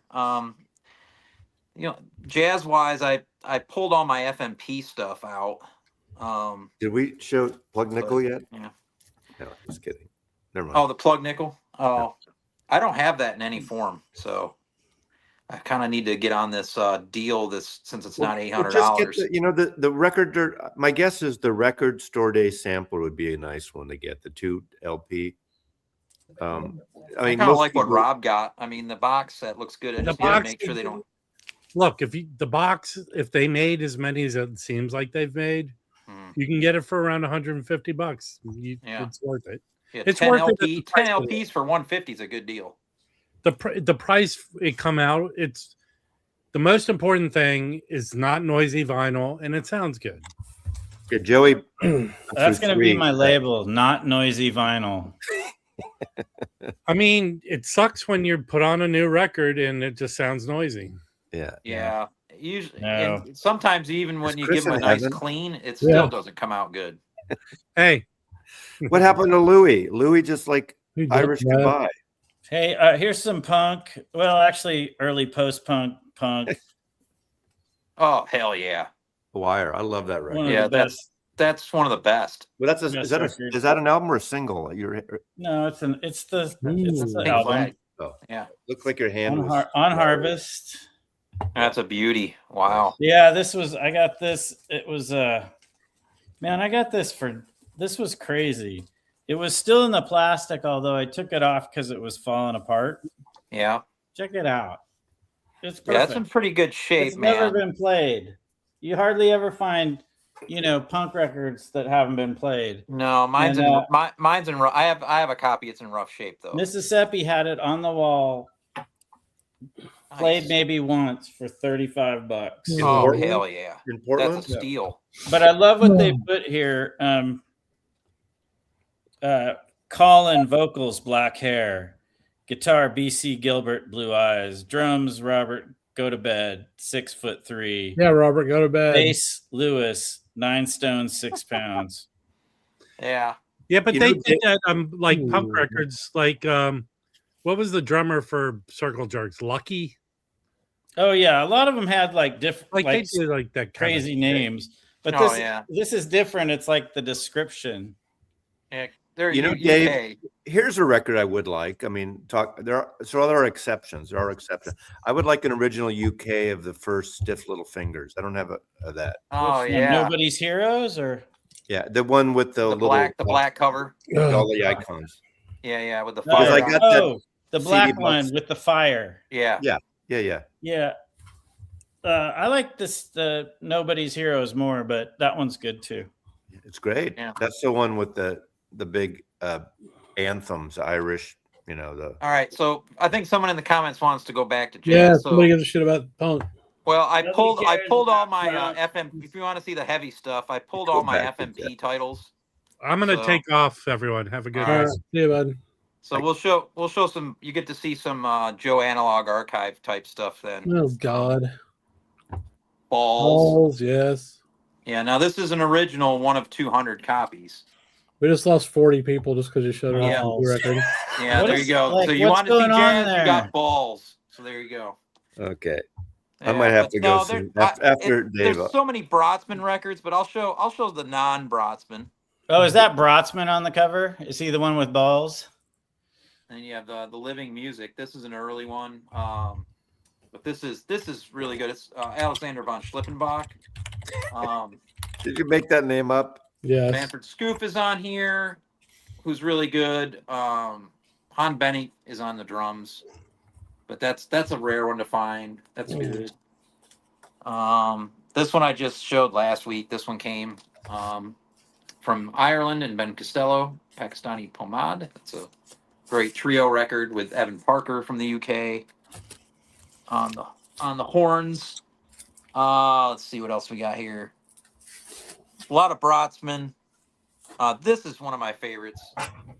This is an incredible record. This is Ermanchen. This is the Reichel-Nispel duo, and they both play guitars. There's a couple of meerkats on the front. What the hell is that? Yeah, it is. It's such a cool cover.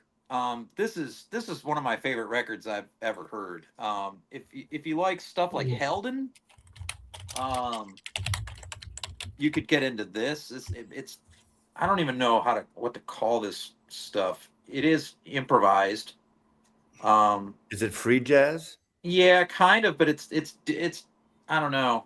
It's more in the Helden variety of stuff. Are those possums? What are they on the cover? What's on Meerkats? The cover? Meerkats wearing sunglasses. Yeah, this is a dope. This is a dope record. Cool, it's one of my favorites. Okay.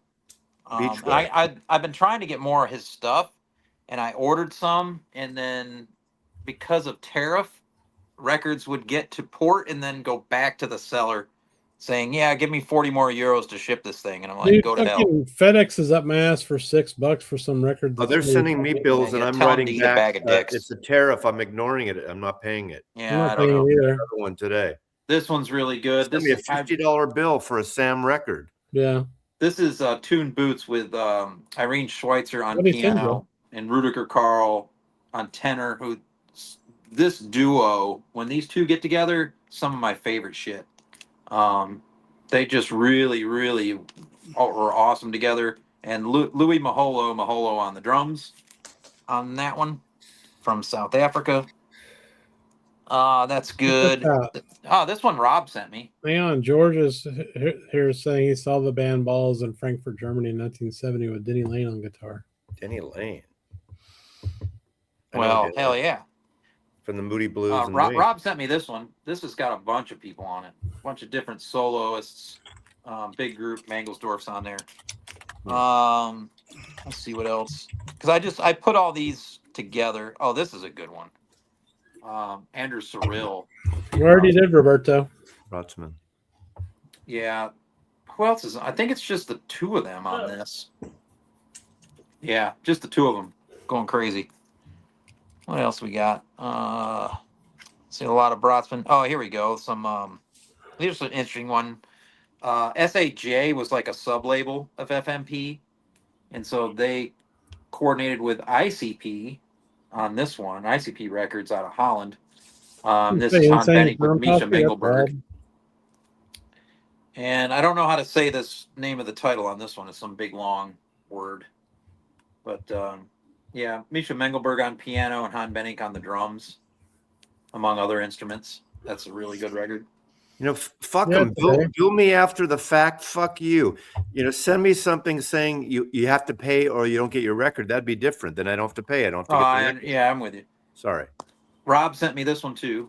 Willem Breuker on sax and clarinets. There's a big group on this one. That one's good. What else we got? Some more SAJ stuff. This one I really dig because it's John Chakai and the Strange Brothers. And I don't have much else with these guys on here. Ole Romer on the drums, Peter Danstrup on bass, and Simon Spang Hansen on tenor. Spank Hansen. You're making these names Spang up. Hansen. No, there you go. No, I'm kidding. I'm just The Europeans, man. This one's a wild record. This Han Bennick solo record where he's playing the million. Is Sven Funkendungen on that? Yeah, Stan Humphries is also on it with his giant helmet from the San Diego Chargers. Yeah, he's on it. Keith Tippett and Louis Maholo, No Gossip. I found this in the bins at Noble, oddly enough, with the old North Country Distributors Cadence Building Redwood, New York sticker, which was importing all the free jazz stuff on the East Coast as compared to the dude in the Bay on the West Coast importing all the stuff. Who's that guy on the West Coast? I got like 20 of those stickers. I can't remember his name. Shit. Was it Groove Merchant? I can't remember this shop. In San Francisco, Groove Merchant? No, it's not Groove Merchant. No. There is Groove Merchant. The guy that imported all the Black Saints and all that shit. I'm blanking out. Groove Merchants is Lower Haight in San Francisco. This is a double called Turn with Louis Maholo, Larry Stabbins, and Keith Tippett on piano. This is really good. Keith Tippett's excellent. Yeah. We need to get Nicole back up here. I don't know what the fuck happened. She was coming up every week, then she just quit. That one's good. And then the last one I have is on SAJ is the Global Village Suite Improvised, which is Danny Davis from Sun Ra. What's so funny? This one's got Takahisa Kosuji on violin and Peter Kowald on bass. I really dig Peter Kowald because he's very experimental on the bass from Germany. And he was over in New York City during the 80s when the Germans invaded the New York scene. I think I could get a job making covers for this label. Yeah. But that's I pulled the rest of the stuff is all like 20 Brotsman records. Oh God, please.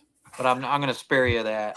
Wait till Joe comes on, y'all can Can you listen to 20 Brotsman records in a row without exploding? Groove Yard, Oakland is Rick Ballard. There we go. That's right. That's it. Groove Yard. Thank you, Sherv. We did videos on this where we all showed the ones we had with the stickers. Oh man. Yeah. What's so funny? Thank God for that guy, man. Without him, I mean, I wouldn't have half of the free jazz records I have. Like, I mean, it's just crazy how much, good stuff he was able to import. I don't know. He should tell us. He's got the giggles. I gotta go. What happened to him? I don't know. Scarlet Spank Hansen. Oh, Roberto. That's pretty good. That was pretty good. Thank you, Roberto. All right, I gotta go. Nice seeing you guys. Roberto, that we need him around more often to help Mazzy go away. Yes. Yeah, sure. I've been listening to CDs all week. Let's see him. Well, Vandermark CDs? Not this week. Let's see, what have I listened to? Hold on. This was for Chris. Okay. Just because I think, was it 1, 2 Free or Open Doors? Eric Kloss. Oh shit, yeah. So this is not Eric Kloss. This is Pat Martino. Oh yeah. But Pat Martino is on 1, 2 Free, and I think if you like the Eric Kloss, I can't remember if he's on any of these. No, not on this one. It's Eddie Green on piano, but yeah. This is really good. Muse. Oh, sweet. Yeah, I don't have any Pat Martino stuff yet. I think you'd dig this. This is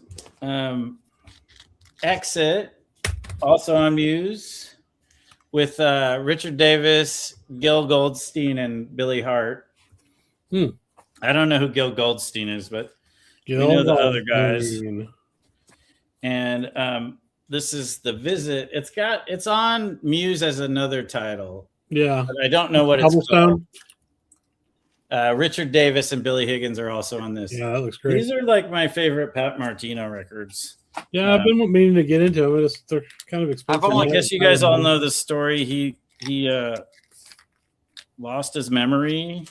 He got amnesia and he had to relearn guitar. That's weird. That's crazy. Wow, I never heard that. Yeah. I think I'm getting the right guitarist. I hope I am. I hope I'm not losing my memory. But yeah, I can see that happening. I'm like 90% sure it was Pat Martino. He got amnesia from, I can't remember, some kind of accident. Did he bump his head or something? Did he bump his head or something? Yeah, I think it was. And he had no, he had to relearn guitar. So part of what he did was listen to his records. But he had to completely relearn guitar. Isn't that crazy? It was kind of fun, actually. I don't know. It was fun to learn to play guitar. I guess maybe it's like fun again. Yeah, I don't know. Except you're like, I'm supposed to play like this guy though. Now after this happened, did he get better? He made a bunch of records. Yeah. Shit, that's crazy. I'm just gonna Google Pat Martino. Yeah. Now I did pull these because you mentioned Eric Kloss, and I don't think I've shown these. Oh my god, I want to show these. I've only got 2 of his records, but this one's great. This was one of the earliest jazz records I ever bought because one of the channels I was binge watching before I made my own videos was Kieran Needlegroove in Montreal, and he was always buying this record. And yeah, that one's great too. Yeah, I really dig this one on Buster Williams on bass. I was like, who the hell is this bass player? And so anytime I've seen anything with Buster Williams, I've picked it up since. Oh yeah. Marvin Peterson on trumpet too. Yeah, that's quality LP. And then I have this one too, which I don't like as much, but it's pretty good. That one's good. I think they actually do a Muse version of that too. Yeah, this is a Cobblestone copy. So Pat Martino suffered a near-fatal cerebral. I'm suffering a near-fatal cerebral aneurysm, and subsequent surgeries that caused severe, lasting amnesia, wiping out memories of his life, family, and musical career. He had to relearn how to play the guitar from scratch, rebuilding his mastery over several years to make an incredible comeback. Yes. Wow. Isn't that crazy? No, I did not know that. Yeah, I only got that first record of his you showed. So these are what years? I think 80 was when he had the aneurysm. So these Muses are probably before that. Yeah, maybe not much before. 74 for Consciousness. Yeah. He listened to all of Dave's FMP records and it gave him an aneurysm. Yeah.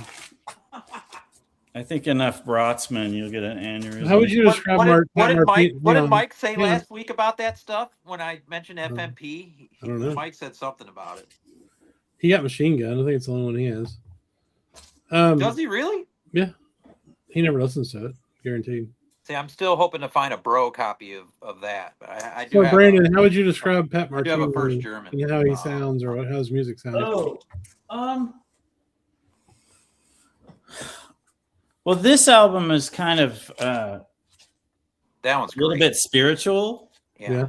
And kind of trippy. I guess, he's not like, he's not crazy far away from like, I guess he plays a little bit like John McLaughlin. Yeah. But not, yeah. He's kind of got his own thing. Who's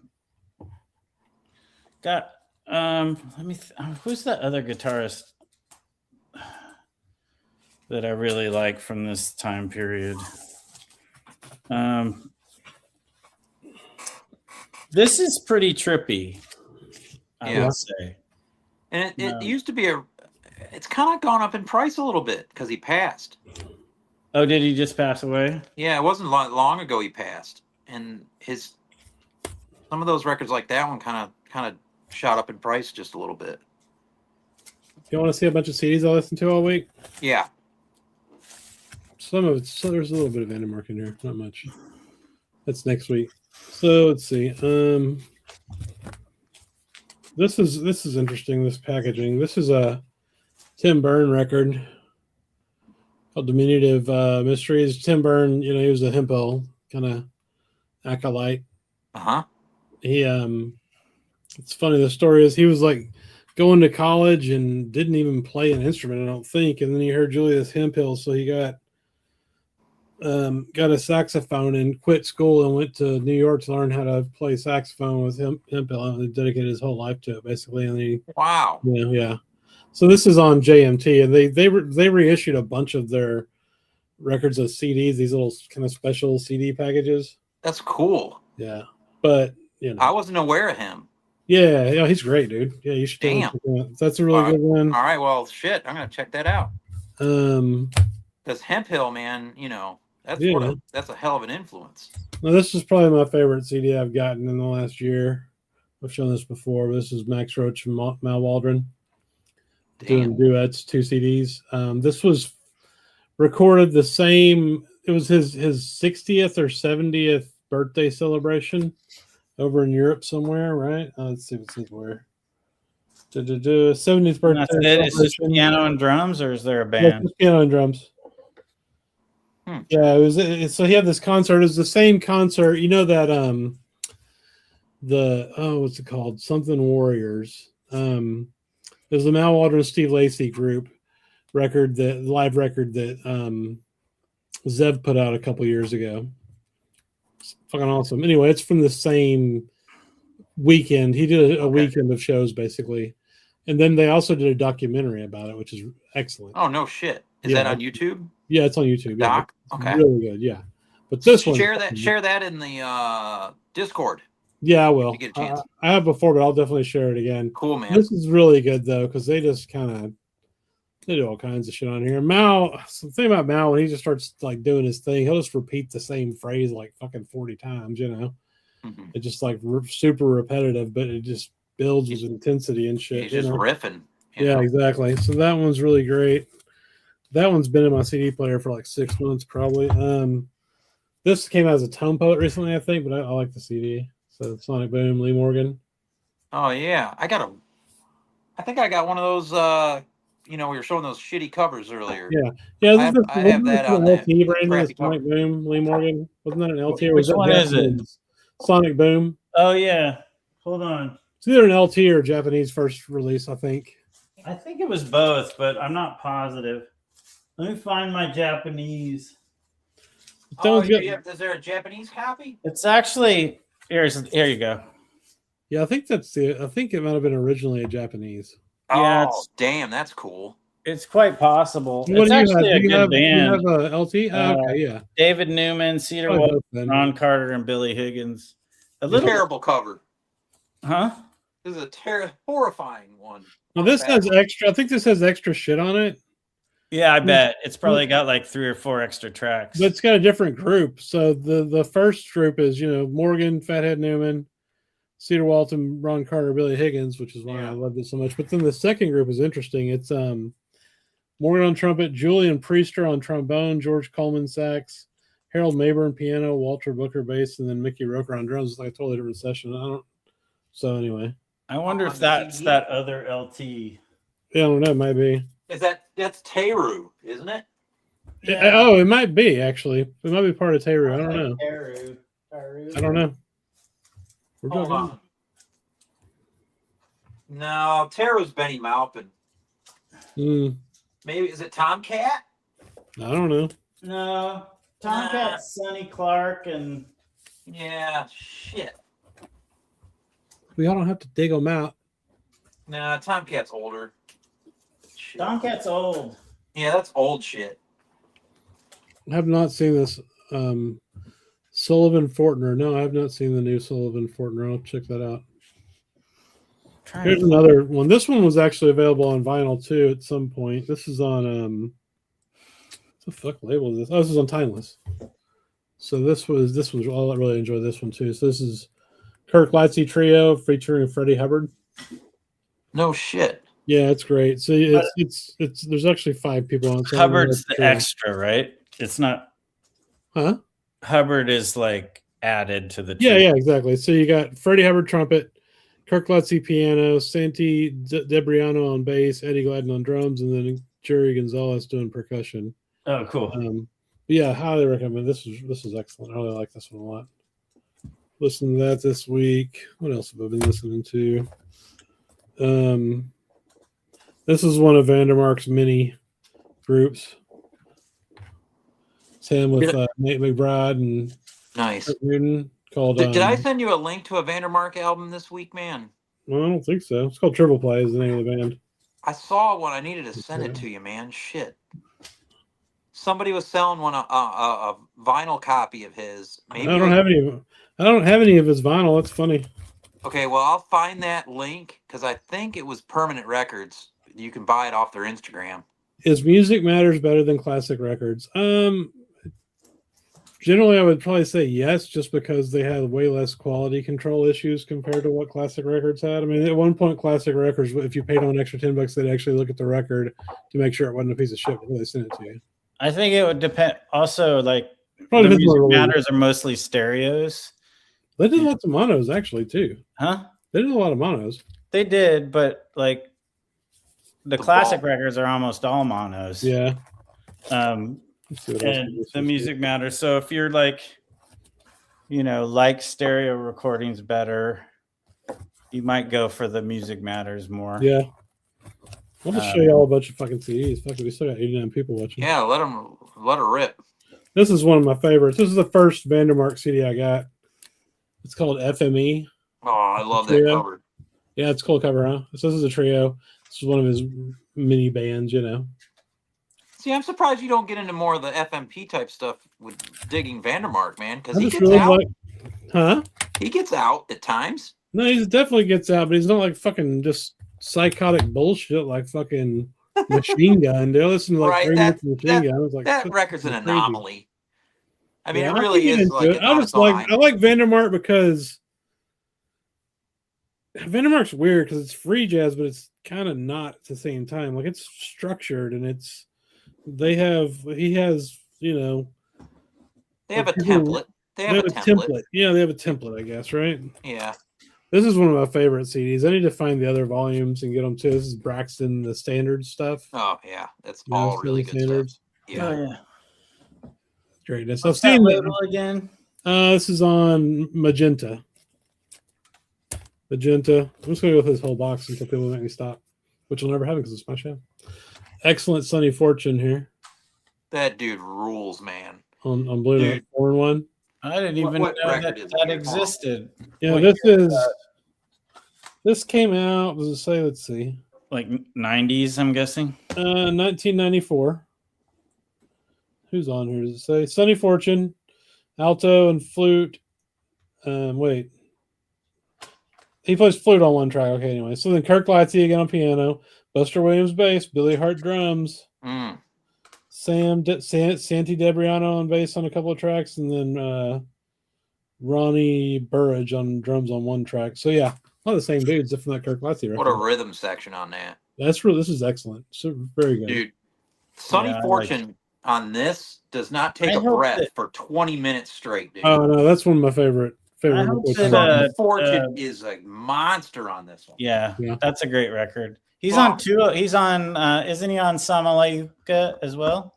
Let me see. I'm trying to remember. Here. I hope Strata East does the Sonny Fortune record. No, he's not on this one. It's Azar Lawrence and Gary Barks. See, that's one of the only ones I don't have still. This one of the Tyner. Actually, I might have it. I'll have to dig through all my shit. I've got almost all of his milestones. I like every single one of them. I think hold on. Even the big band ones are cool. Oh man, all the Tyner. He's on Song for My Lady, which is another good one. Yeah, that's a great one. Sunny Fortune's on this one. That's actually one of my favorites. Man, is that a bigger band? I can't remember. It's pretty big, but not huge. they're all good. Tyner, Fortune on flute, soprano. Charles Tolliver on flugelhorn. Michael White on violin. Did we mention Michael White when we were talking about their favorite violin player? No, we didn't. Because he's on The Elements. He's really good. Calvin Hill on bass. Alphonse Mouzon on drums. And Mouzon's a beast. Mtume.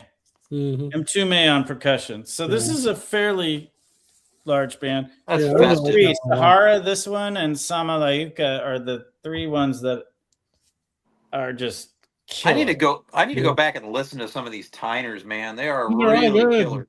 They're all good. I like the one with the big earth picture on it too. I forget what that one's called. Oh, intense. I know what you're talking about. It's a gatefold. Yeah, people shit on that one. Atlantis? That's Atlantis that one's my favorite. Oh no, that's Atlantis. That's a fucking monster. That's one of the, it's funny, that's one of the first probably 20 jazz records I bought. And my copy's roached out, but I mean it's such a killer record though. Atlantis is so good. All right. Good. Also a couple of CDs before I go. All right, I'll just since we had Waldron, this is pretty killer. Oh, yeah. What is this one? Crowd Scene. I gotta say, Waldron's one of the top. And the reason it's got Sonny Fortune, Ricky Ford, Reggie Workman, Eddie Moore. Sweet. Yeah.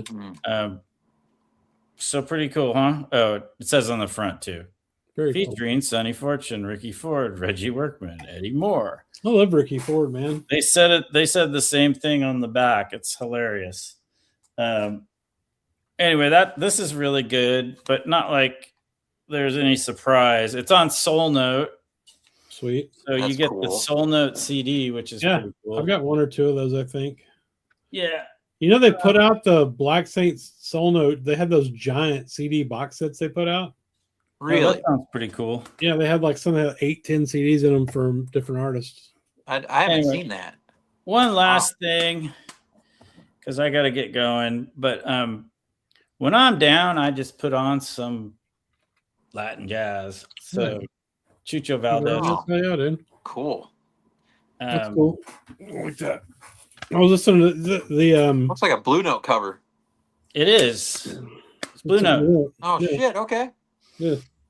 Live at the Vanguard. Hell yeah. Yeah, this sounds really good. You're selling yourself short, Roberto. Get a CD player, damn it. Yeah, Roberto, get a CD player. Jazz CDs sound killer. A lot of them. And they have and like if you have like a trio and it's nice and quiet. Yeah, exactly. This is killer. I just say, it's not very expensive. Yeah. Is it newer or when did it come out? Does it say? I want to say it came out in like early 2000s, but I'm not positive. Let me get my glasses. Boom. They're right here. The type is so small on this thing. I'm serious. It is like tiny. Oh, yeah, all CD types is tiny. Shit. It doesn't say there. Oh, 2000. Okay, there you go. We're on the movie.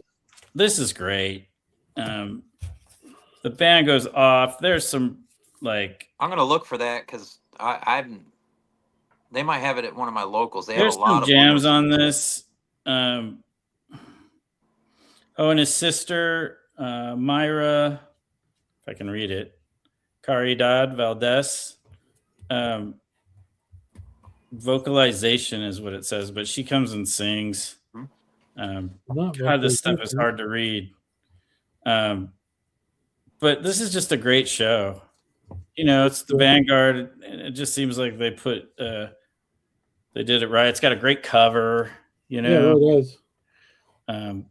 Blue Note style, really beautiful. And he just goes off.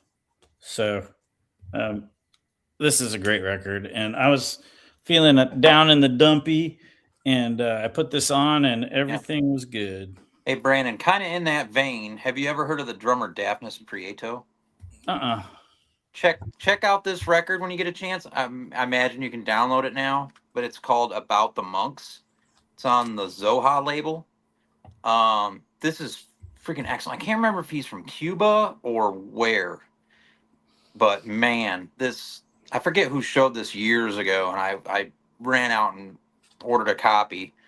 But not many people talk about this guy. A hell of a drummer. A lot of cool. Did you ran out and ordered a copy? Would you go to a payphone and place an order?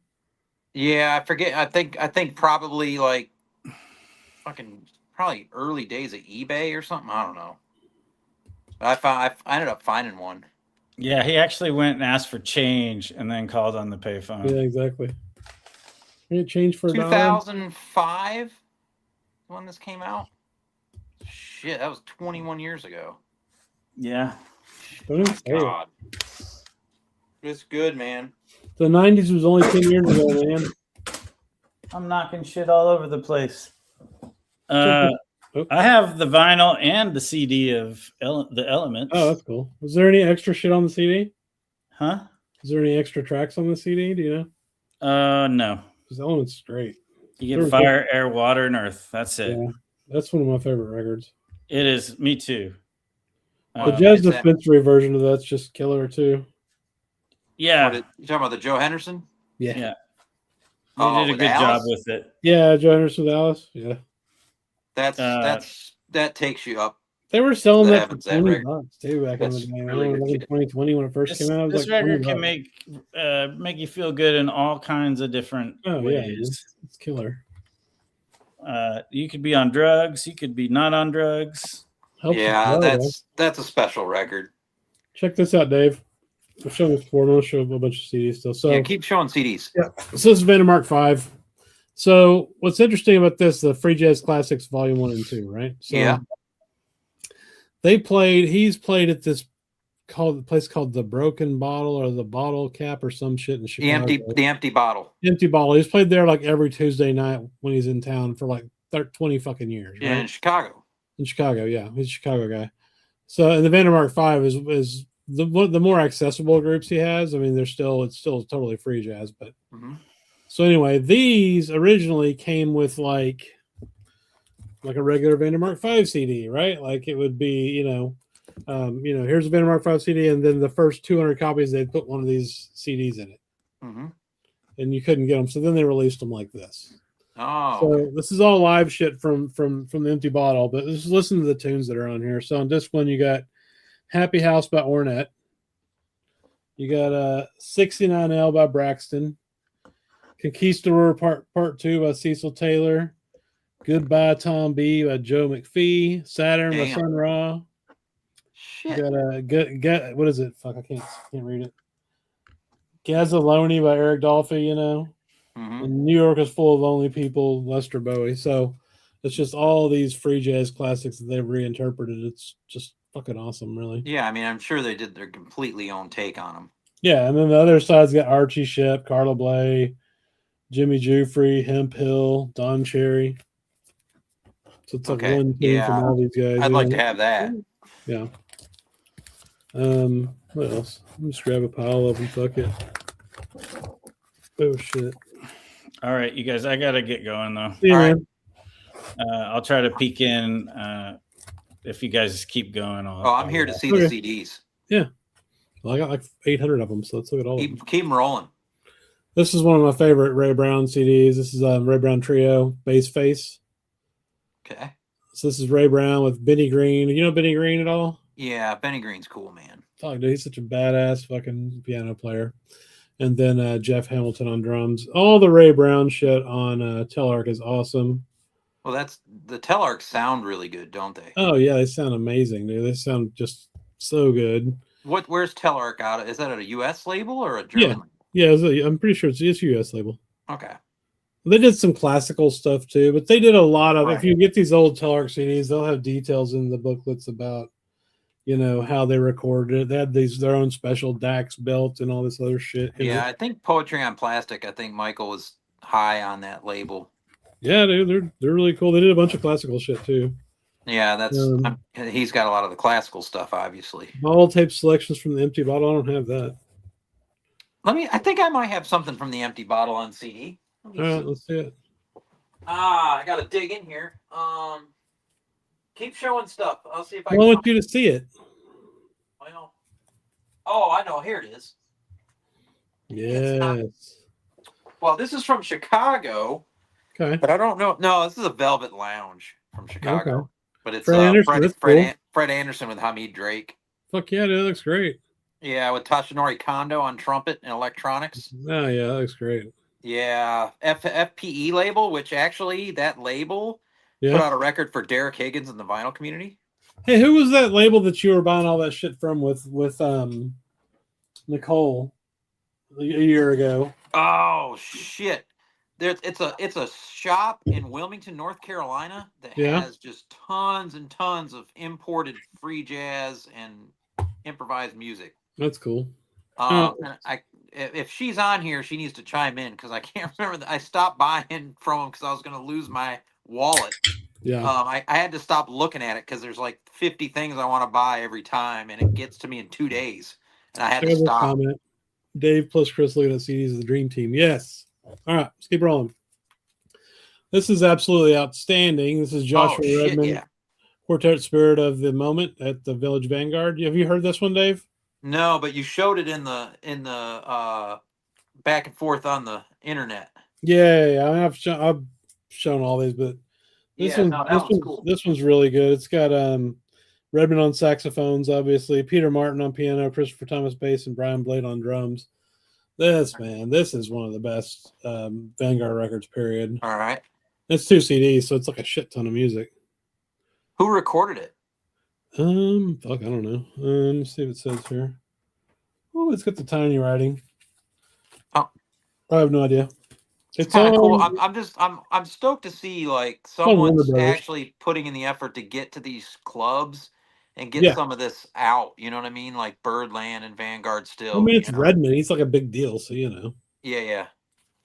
But those clubs are iconic, and it's nice to have modern musicians getting some live stuff. Oh, dude. Too, you know? Yeah, for sure.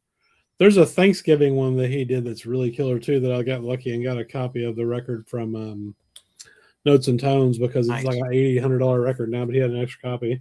Shit. This is excellent. So this is Kenny Barron with Roy Haynes and Charlie Hayden called that was our missing link there. Yeah. Wanton Spirit. This is on Verve from like I think the 90s. Okay. This is absolutely killer though. They get a little crazy on it. Take the Coltrane's one of the tunes. Mm-hmm. Yeah, he gets not out there, but he gets pretty adventurous on this one. So that one's good. This one's good, but I don't like it as much. But this is just him solo. Oh yeah, okay. Which is good, but like, I mean, it's actually really good. He does Passion Dance on there. He does Maiden Voyage. Yeah. But sometimes, I mean, the only thing with CDs is they're long as fuck sometimes. Right? Like, yeah, man. They're too fucking long sometimes. Even if they're excellent, you're like, okay, that's 70 minutes, bro. Well, especially if it's just one musician. Yeah. Like, you gotta be in the mood to take that much in. 100%. And you can just break it up too. Like I've also gotten to the point where I'll listen to half a CD and then move to something else if I start getting bored. Yeah, because I've got a few like that. Let me see these. I don't know if I can find them. Maybe they're these. Yeah, I got these from that place that I can't think of the name in Wilmington. Yeah. These are some CDs I got from them. This is Aishi Aochi from Japan, Wrong Exit. But a lot of this is just solo stuff. Yeah. It's just solo saxophone. Yeah. But it's highly improvised and free.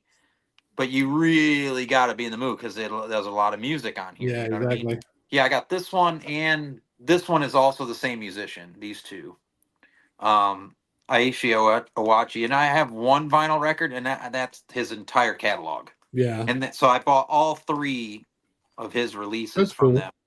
You know, CD box sets can be rough. Yeah, dude, they can be rough. But Yeah. That's what I figured out. Like I got a Vandermark CD box that the guys bought me for my birthday a couple of years ago.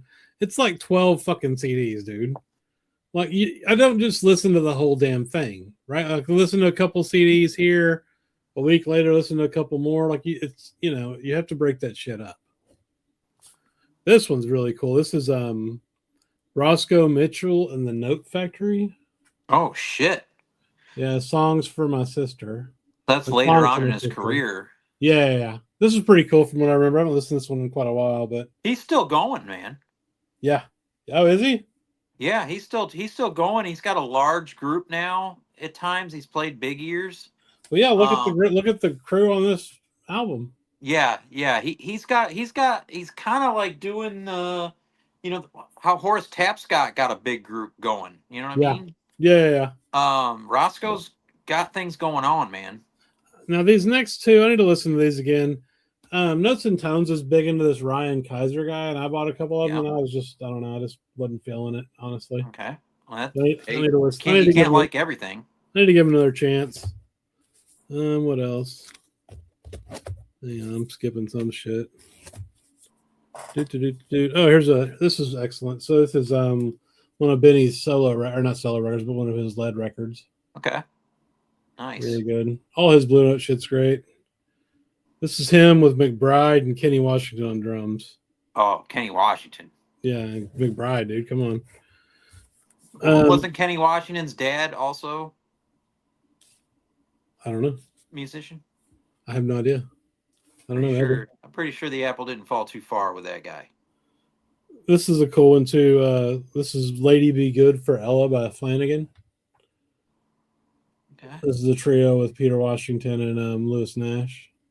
Oh, Lewis Nash. Okay. It's on Verve. All these old Verve CDs just sound amazing. They were putting out some of the best shit at the time too. Then you got shit like this. This is a really good roulette record, Basie in Sweden. Oh. I had a OG copy of this vinyl, but it was beat to shit. I gotta say, I have a big hole in my collection. There's no Basie records here. Oh man, you got to get some Basie on. I know. I've had them. I've actually, it's funny. I had what's the record with the atomic bomb going off on the cover? Yeah, E equals MC squared. Yeah, I had an OG copy in my hands some months back in Asheville at Harvest Records. Yeah. And I don't know why I put it back. Dude, you got to order. You know what you need to get. Let me. I've talked about this a few times. Let me find it real quick. Because the condition of the record, it was a little bit scratched up, and I was like, oh hell. There is a bootleg CD box of Basie shit from around that time. Oh, something's wrong with my computer. I can't open up any other websites. Oh well.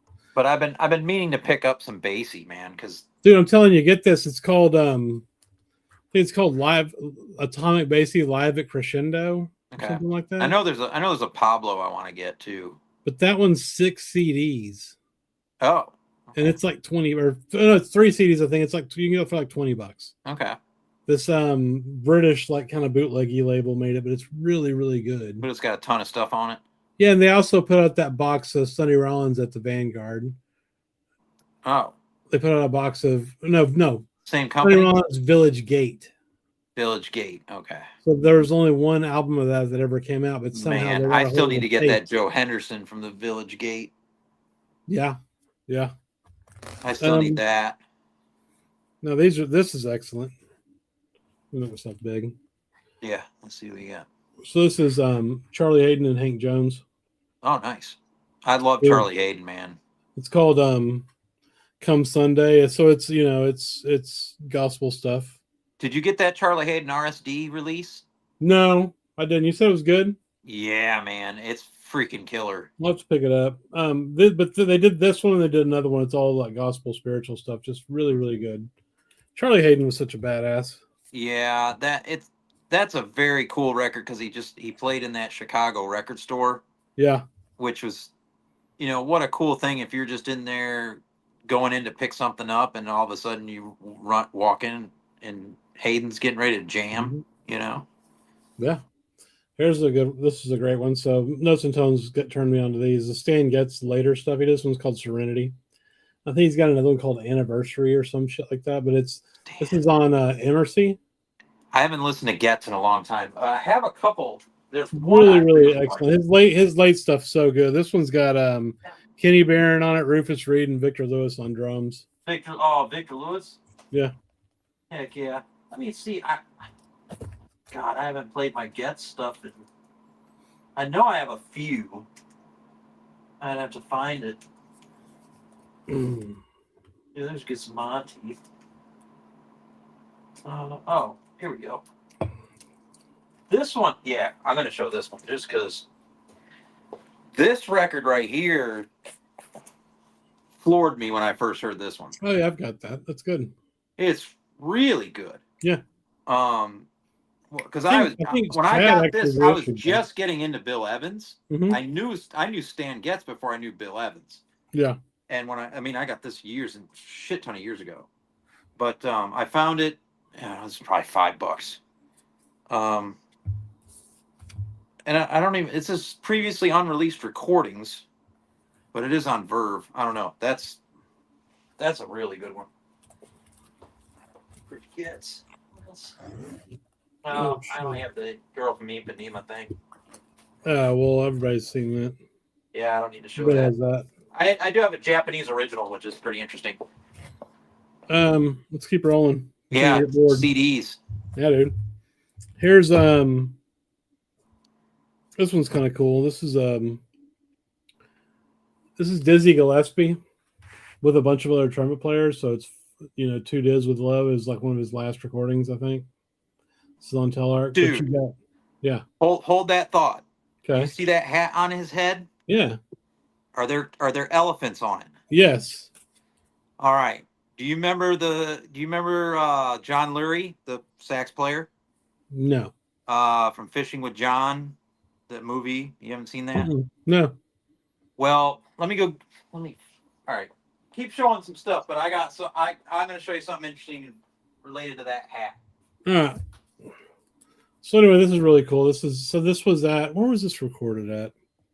The Blue Note in New York City in 1992. So what's interesting is it's him and other trumpet players mainly. So like he did one tune with Claudio Roditi and Wallace Roney, did another tune with Wynton Marsalis and Red Rodney.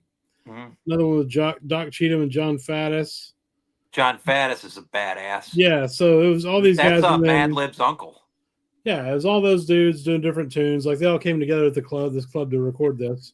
And then Junior Mance piano, Peter Washington bass, Kenny Washington drums. All right, Chris, I'm going to run. I'll be right back because this is crazy that he's wearing that fucking hat. Where are you going? I'll be right back. Oh, man. I haven't seen Fishing with John. I don't even know what that is. All right, well, I'm gonna keep showing CDs.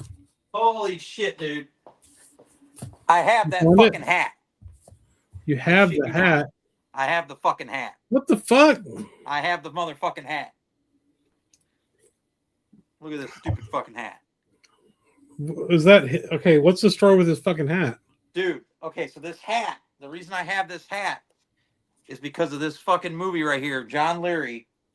Okay. Fishing with John. He does all these crazy ass episodes with different like famous people. Okay. And there's one, not the one with Matt Dillon, the one with Dennis Hopper.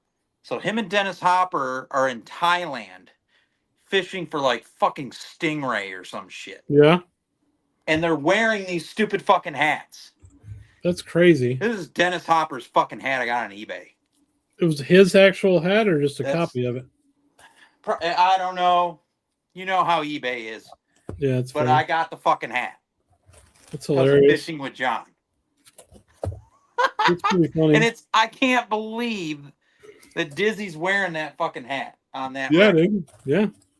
That's crazy. That hat has been in a drawer for probably 15 years. Hasn't seen the light of day till now. That's crazy, dude. What a weird combination. Yeah, I don't know. The hat. I was like, I gotta find this fuck. I'm like, what the fuck is this hat? I listened to the John Carter record this week, dude. That whole suite of records, yeah, is one of the best things ever fucking made. I wasn't in the mood. I liked it last time I heard it. I wasn't in the mood for it this week. Do you have the whole suite? No, I just have this. That's it. That's the only one you have? Yeah, what was there 6 or 7 of them or something? Let me hold on. It's Carter.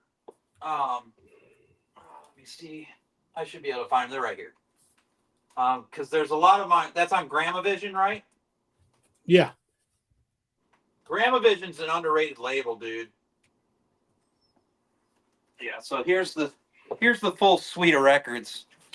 The first was Dowie from the John Carter Octet on Black Saint, which was interesting that the first one's on Black Saint, and then the rest are on Gramavision. Yeah. Castles of Ghana was the next. And then you had Dance of the Love Ghosts. Mm-hmm. And then you had Fields, which you have there, which I love this cover. Yeah, it's a cool cover. And then it finishes with Shadows on a Wall. But I mean, these records, the suite of records, tell the story of how the slaves came to America. Oh, and shit. And then the last is how they, the slaves, once they got their freedom, they moved to the cities. And that's it. So it's pretty much the whole story. That's the Great Migration. Yeah, I did a video on this suite of records. Oh, that's cool. Now, the thing was, Teddy from Eat Sleep Vinyl turned me on to these. And when he did, I immediately went online because they were still cheap and still somewhat available. Yeah. And I ordered all 5 all at the same time. Hmm. And he said, because you have to listen to it completely start to finish. Start with that. That's a lot. I did it. And there's a couple things he had me do that with. He had me do it with this, and he had me do it with the Cecil Taylor. There's 3 Cecil Taylor records on Shandar. Listen to them front to back. That shit'll fuck you up. But this is an incredible listen front to back. It really is. Cool. If you listen to all 5 of these in a row, because it's just the way John intended it to be done. Sure. But that Fields one it's all. Yeah. Well, Marty early Don Preston came into the mix later on into the suite. He wasn't in the beginning, but when they added him on synthesizers and keyboards, it really kind of added a whole other element. Yeah. And he doesn't get the, everybody else gets the pub for these records, like Bobby Bradford, and Andrew Cyril and Fred Hopkins. But that Don Preston dude, man, he threw a nice element in on this shit. Yeah, I agree. Yeah, it's pretty cool stuff. And this was a commissioned work. Really? This John Carter stuff. Yeah.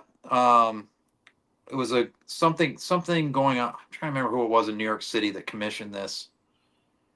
And it was. Oh shit!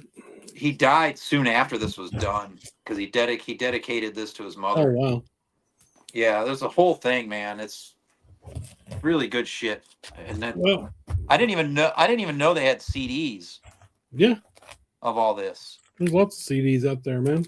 Oh man, see, I wouldn't mind having all these on CD. Yeah. Yeah, it's my look. I think. So I'm fixing. Oh, this is horrible news. I'm fixing to start going to the office again, like a couple times a week, probably. Oh, so you've been working from home? I've been working from home since March 13th of 2020, dude. Well, a lot of businesses, even where I work, during COVID, everybody was allowed to work from home. Yep. I didn't. I always went in the office because I could never. If I was home, it's where the records are, and that's what's going to be going on. I would have gotten 0 work done. I'm over 16 divisions of a company. I had to go into the office, right? If nothing was going to happen. Yeah. So, yeah, man. Going to the office. Most everybody, like, they switched to no one's allowed to work from home anymore. Yeah, fuck that. At my work. I'm still going to be doing it. Unless we have like a major snowstorm like we did the other day. I'm going to be doing it at least 3 times a week. I'll be working from home still for the most part. So yeah, that's still pretty cool. But the point of that is that I've got a CD player in my car, so I'm going to start. And it's the thing that sucks is it's like I live 50 miles from my fucking office. It's a horrible drive. In the truck? No, in my car. I've got an old Buick. Okay. I ain't driving that fucking truck like that. That's too fucking much. That's too much gas. Yeah, dude. That truck gets like 10 miles to the gallon if I'm lucky. You know, okay. I mean, it's got 33-inch tires on it, for fuck's sake. That's a beast, man. Yeah, it is a beast. Well, you got to blend in Texas, man. That ain't going to hurt. That's true. I like driving it, though, because people get the fuck out of the way. Oh, yeah. It's got giant homemade steel bumpers on it, too. You know, it's like fucking. Yeah, it's a tank, dude. That thing is a tank. Yeah, so, you know. Yeah.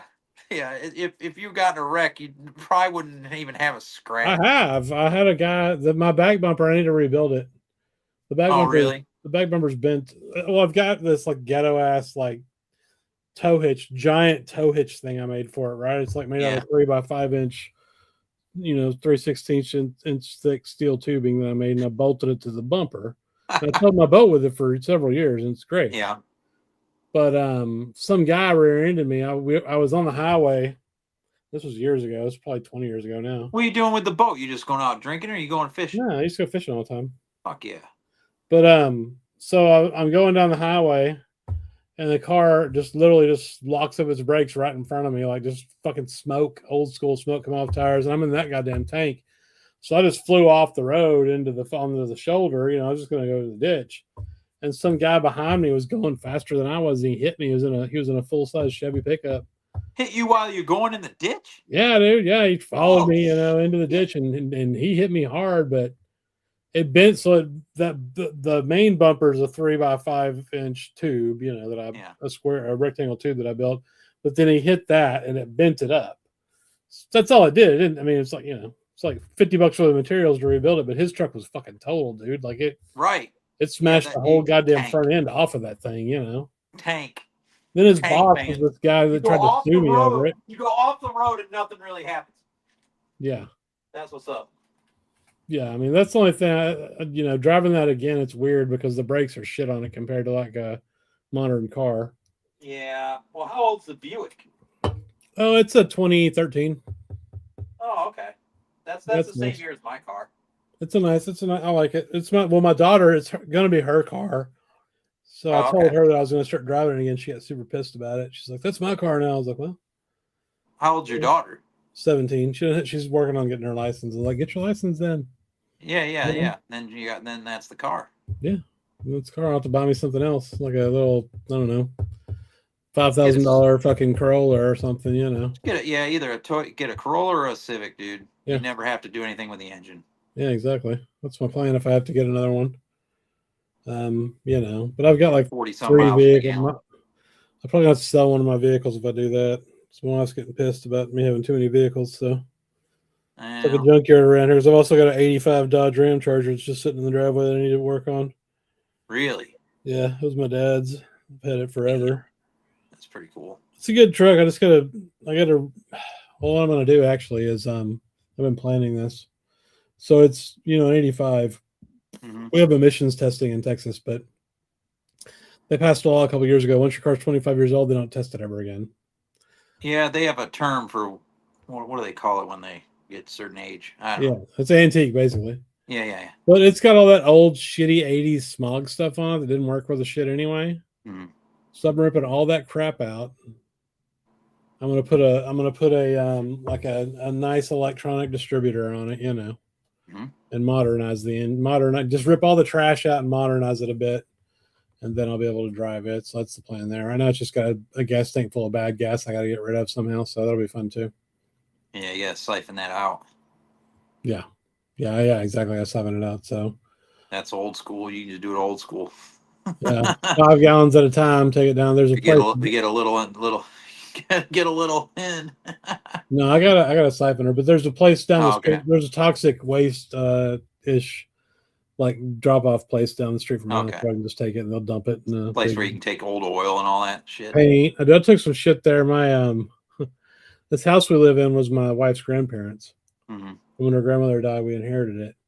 Well, her grandpa had so much illegal pesticide out in the shed still. It's like been banned for like 30 years and shit. Shit. Well, it ain't banned no more. What do you mean? Yeah, it is. Of course it is. I don't know about that, man. Sounds like they can put whatever they want on the crops now. I heard that yesterday. I don't know. This is like DDT type shit. Like, yeah, man. All the old school stuff. It's America. funny. It's funny because I've never put anything out on the grass for pests at all. And I never had fire ants until about 2 years ago. So all that deadly shit that he put on this shit for 30 years kept them fire ants out of my yard forever. Chris, that's been going on everywhere. There's ant hills around my house that they get on the steps. These giant ant hills, fire ants form on the freaking steps. Really? It's weird. There's a big one on my neighbor's steps right now, and I mean, we were just 9 degrees here last week in the morning. They're dead now because it got too cold. But good Lord. Yeah, I've been doing battle with them the last couple of years. I use that orthene shit, that orthene powder. Yeah, 3 years ago they didn't exist around my house. The last 2 years, same deal. Like we've had fire ants here forever, but not around here, not in this house. I'm telling you this because he poisoned the shit out of them for fucking 40 years. Well, probably. Yeah. I'm telling you, dude, there was like fucking gallons of like glass jars full of all kinds of deadly shit out there. So we took all that to that place, years ago now. What else you got for CDs, man? Let me get another box. The rest of that shit was boring. Let me get a random box. I was going to go to bed, but I'm kind of getting a second wind now. Yeah, let's see some more CDs. I got some CDs. Let me sure. Oh, shit. Oh, yeah, let me get my... Nah, I probably should have those before. What else we got here? Let's see. Oh. Here's some CDs. Fuck it. Yeah, let's see what we got. Dude, you gotta get rid of those jewel cases, man. Oh, no, I'm a big fan. I like having the original articles. Well, I have all the stuff. That comes in them. Oh, you save it in a drawer or something? Huh. Yeah, those boxes are nice.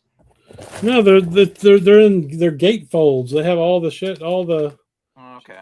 From the thing. Let's see what I got here. I don't even know. Oh, so you bought like a pack of the gatefolds? Yeah, that and these. So you got the gatefolds, and then these little like Tyvek inner sleeves to hold the CDs. Okay. They're This is the notes and tones. Kind of a soft inner. Yeah, this is the notes and tones specials. Okay, so let's see what we got. We'll go through these quick. He does that with his CDs too. Yeah, that's where I got the idea from. Yeah. Okay. Here's a Clark Terry. Yeah, man. We were talking about him earlier, man. He has good stuff older. On like those old labels. This is on what label even is this? I can't even read it. Chess? He's got some Chesky. No, this is on Chesky. Okay. Chesky's like that kind of that where do you get the CD sleeves? They're on get on the Discord and go to the CD section and ask that question. But we get them from Bags Unlimited. But if you ask that question, Notes and Tones will probably post exactly which ones we get because I don't really remember. But this is on that Chesky record, so it sounds really good. Yeah. But it's got Clark Terry, Jimmy Heath's on here, Don Friedman on piano, Marcus McLaurin on bass, and Kenny Washington on drums. Some of those Don Friedman records go for money now. This was recorded in '95, so these guys were old. Yeah. I like his earlier stuff. He was on fire, dude. Me too. Then you're always going to find a Marcellus record on CD. Right. This is Branford and Joey. What's his name? Joey Calderazzo. They did a lot of stuff together. This is a duet they did together. It's really good. Yeah. So his not Branford, but Wynton Marsalis. He hosts the Charlotte Jazz deal the big Charlotte Jazz Festival every year. He's turning over the. He's retiring from Jazz at Lincoln Center. Well, so is everybody. What do you mean? No one wants to play there anymore. I don't think that's true. This is really cool. I'm thinking of the other place. Sorry. This is Don Bias Quartet. This is old stuff. This is 3 CDs. This is like some bootleg thing. This is really cool. So this is like they're all 78 minutes long. It's all. I'm thinking of the Kennedy Center. Oh yeah. You're thinking of the Kennedy Center. This is all. It's the same one. This is like 46 to 54. Okay. So it's all 78 stuff, but you find these little kind of bootleggy sets for cheap as hell, and they're really cool sometimes. And I think I paid like $4 for this, and it's 3 CDs. 3 CDs for $4. Yeah, you can't beat that. Yeah. This is another interesting label. It's Fresh Sounds. So this is a Spanish label. Oh no It's shit. Funny Chris, 4957. So this is all featuring Hampton Hawes, I guess. Oh man. I think it's from two different. It's from two different sets. One in 49. So you had Sonny Chris, Hampton Hawes, Iggy Shivak on bass. Whoever the hell that Haven't is. heard of him. Chuck Thompson drums. That was in LA in 49. And the other one is Sonny Chris, Hampton Hawes, Buddy Woodson, Chuck Thompson in LA again in 57. Right. But this is only like a 30-minute CD or maybe a 40-minute CD. Yeah. So these Fresh Sounds, they put out a ton of these. And it's a lot of live stuff, kind of bootleggy shit again. Hawes played forever, right? I mean, like, those are really early. Well, 49, yeah. Yeah, I mean, I've got him live at Montreux. What year was this? I mean, this is with Henry. This is Henry Franklin bass and Mike Carvin on drums. This is like 71. Yeah. I mean, he's still going. What is that? What label is that? It's the JAS label. Oh shit! I hadn't heard of that. Yeah, this is a promo I found. I found this in the bins at Lunchbox for a couple of bucks. Yeah. And then he did this one, a little Copenhagen night music on Arista Freedom. Yeah, that looks great. I got another record he did on Arista Freedom. Now, I love his early contemporary shit's all gold. This is also a promo. This is the same group, but add Dexter Gordon. Oh shit! I need to get that. Yeah, it's a. Where was that at? Was that recorded at Montmartre? 77. Had to be in the Montmartre in Copenhagen. Yeah, 71. Yeah. I think Dexter probably recorded 50 records in that fucking club. Man, that club was insanely awesome. I think it's still around. Might be. I mean, they don't get rid of their great shit in Europe. No, they're not stupid like we are. All right, let's keep I haven't played Hawes in forever. This is good stuff. Do you have any of his early shit, like all the records he did on Contemporary? No, these are the only two I have. I bet I don't see his early stuff around here. I bet I've got 8 records he did on Contemporary. He did one called I think it's called the Midnight Sessions. There was like 3 of them. They had this overnight recording session they did. Mm-hmm. But anyway, here's again, Marcellus. You're gonna find a fuck ton of Marcellus CDs. That's Blue Note. Yeah, this is Blue Note. This is live. What is it? Live at the House of Tribes. This is one of my favorite Winton records. Favorite Wintons. Yeah. Yeah, man. He's beloved here in Charlotte, dude. Yeah, it's really good. This is like a sextet. It looks like. Then I don't tend to buy like older records on CD, but if I see them and I see them for cheap, I'll buy them. This is really good. So this is an old, Clef, Harry Edison record. Yeah, see, the cover is really cool. So yeah, the cover is cool. But I tend to get more shit that's only on CD. Right. What else we got here? This must be the Winton box. I'm gonna skip some of this shit because I got so much of it. Right. I mean, you dig them. Here is I love this record, Charles Young, Black Talk. I screwed up, man. I've only ran into the vinyl once at Repo, and he wanted a little bit for it, and I passed on it, but I should have bought it. Yeah, I wouldn't mind getting this on vinyl. That's really good though. This is an RVG remaster. It sounds fine. It sounds good. Yeah. There's another one too that was around the same time that he put out that's good.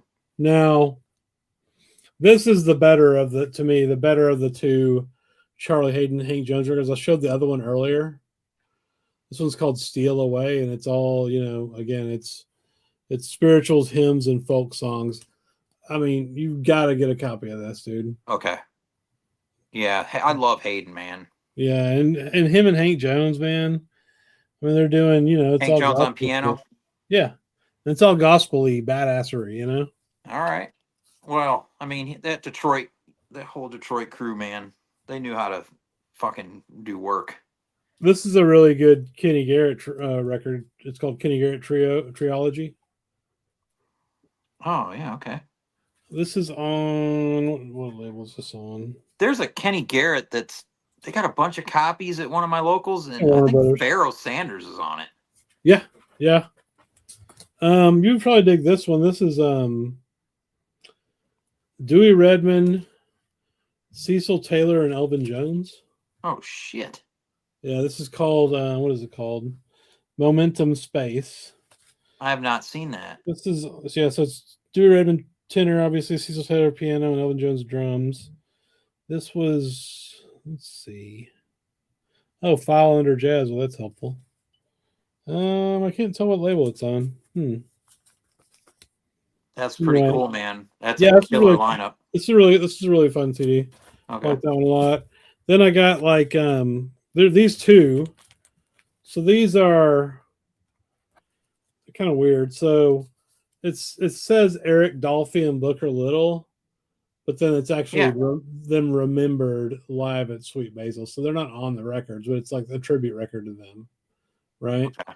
Yeah, they did a lot. They did the they did that live show there early on. You've been listening to the lineup, right? Mm-hmm. Mal Waldron piano, Richard Davis bass, Eddie Blackwell drums, Donald Harrison alto sax and bass clarinet, and Terrence Blanchard on trumpet. Damn. So they did this one, and then they did it's the same lineup. Then they did this one called Fire Waltz, which is volume 2. Right. You know, there were Dolphy. These are really good. So it's all Dolphy tunes, obviously. The Prophet. It's all Dolphy and Booker Little tunes. Yeah, I mean, I think I have. Yeah, okay. It's right here. And these are on Pro Jazz, which I think it's the only CDs I have on that label, but it's a label called Pro Jazz. Right here. Yeah, of course. Yeah. Firewall. Yeah, because Fire Waltz was the first track. Yeah. There's 3 of those, right? And if you can get all 3 of those, you can get all 3 of those together on it's called Eric Dolphy's Great Concert or something. It's like 3 LPs on Prestige. That's all 3 of those. What are you doing? Why are you freaking out? So anyway. God, this is an old freaking record. Yeah. Want to keep going? Yeah, man. Keep rolling with the CDs. All right, let's see. Got a lot of them. All I know is I busted out the Fishing with John hat tonight. Hell yeah, dude. That's some epic shit. Okay, so this is a series that was pretty awesome too, and this is the first one. I would like to get more of these, so let me make myself big here. Yeah. This is Joanne Brackeen. No, you got me big again. No, I don't. Not now. On my end, I'm big. It's weird. We'll give it a second. I don't know why. Oh, it keeps flipping. Hang on. How about there now? You go. Okay. All right, so this is Joanne Brackeen. Oh, yeah. So it's live at Maybach Recital Hall. It's up in Canada. This is volume 1. Okay. So these are all solo piano. And I think they made like 20 of them. 20. All Brackeen? No, they're all different artists. All different artists. Yeah, she did the first one though. So it's just solo piano. I dig her stuff with Joe Henderson. Oh well, yeah, of course. But it's on Concord. Oh, Concord. Okay. Yeah, Concord Records. Probably sounds really good. It does sound really good. This is another one that I would like to get all of. I only have one. So this is Charlie Hayden. It's called the Montreal Tapes. I think there's like 10 of these. Is that Paul Motion with him? Yeah, Paul Motion and Gonzalo Rubalcaba. Okay. But he did a bunch of these Montreal tapes with different bands. Mm-hmm. And I think there's like 8 or 10 of those. No Symphonies has all of them. They have a big jazz festival every year in Montreal. It's a big jazz town. Yeah, well, that's what this is from. Is from the festival, right? Yeah. And these are all on Verve again. Verve, dude. 90s Verve jazz CDs are shit. That's the one in Montreal is probably one of the best jazz festivals going now. Oh, I bet. They get serious musicians there. I need to get up there one of these times. Another guy I've talked about before, but James Carter is probably just one of the best sax players of all time. He's just a total virtuoso, badass. Most of his stuff's on CD. What year is that from? Like, what year was it recorded? 1993, I think it says. Or 83, I can't say. It's really small. 93. But this is, he's just such a great sax player. But you got James Carter, Craig Taborn on piano. Craig Taborn's one of my favorite piano players ever. Yeah. He's really good. Jarabu Shahid on bass, and then Tani Tabal on drums. Yeah, I like Daniel Carter. Yeah. He's more contemporary guy out of New York. This is a weird one. So this is Joe Henderson with the Wynton Kelly Trio. Oh, this no is like shit. an older recording though, right? Yeah, So Straight No Chaser. So that's what, a Monk tune, right? Yeah. But it's him with Paul Chambers, Jimmy Cobb, and Wynton Kelly. Verve put this out. Oh shit. But I don't know. You know, that's a guy you think you know the catalog of, and then there's always more with Joe Henderson. Yeah, it's true. It's kind of wild. I mean, I didn't realize this, but nobody gave a shit about Joe Henderson, dude. Like, he wasn't a big guy. He was like he was just kind of left behind as a nobody for forever. Like about 6 to 7 years ago, when I started going into this record store in Savannah, Gray Face Records, they had all the Joe Henderson milestones. Anytime you go in there, $15. Yeah. In mint condition. And I was like, yeah, I'll pick one or two up. I think I ended up getting maybe just two. Yeah. And then it was maybe a couple years later, the boom happened right before COVID. Yeah. And then they were all $100 records. And I was like, what the fuck? They went from 15. They didn't go to $50. They went from 15 to a goddamn 100. But I mean, when you hear Joe talk about it, it's like he was just a forgotten man in the jazz scene, and he just kind of disappeared, and then he came back with those Vanguard records. The Village. I only knew his Blue Notes at first. Yeah, and those are great. They're great, but they're not as good as his later shit, dude. Yeah, no, and because I didn't know those milestones at the time. Yeah, and I was like, well, damn, there's a bunch of these. Which what do I go for here? And I don't know. I fucked up. I should have just bought the lot.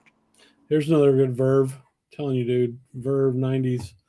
So this is the Roy Haynes Trio. Oh, Roy! I love Roy Haynes. Danilo Perez and John Patitucci. Mm-hmm. Telling you these. That's a cool cover. The Telarc stuff. The Roy Haynes later shit is so good. He lived a long life, did he not? Yeah, dude. Yeah, he was up there. He was up there. Yeah, that's right. So State of the Tenor, exactly. Live in '85 was Joe's comeback. That's right. Yeah. Those are great records. Those are on Blue Note. Blue Note, and Tone Poet did those. Yeah, I have one of those. Those are one of the only Tone Poets I have. I have like 3 Tone Poets, and the Henderson's one of them. You'll like this one. So this is called My Friend Lewis. Okay. This is on DIW again, which is like a Japanese label, right? Yeah, I love that label. So this is Oliver Lake.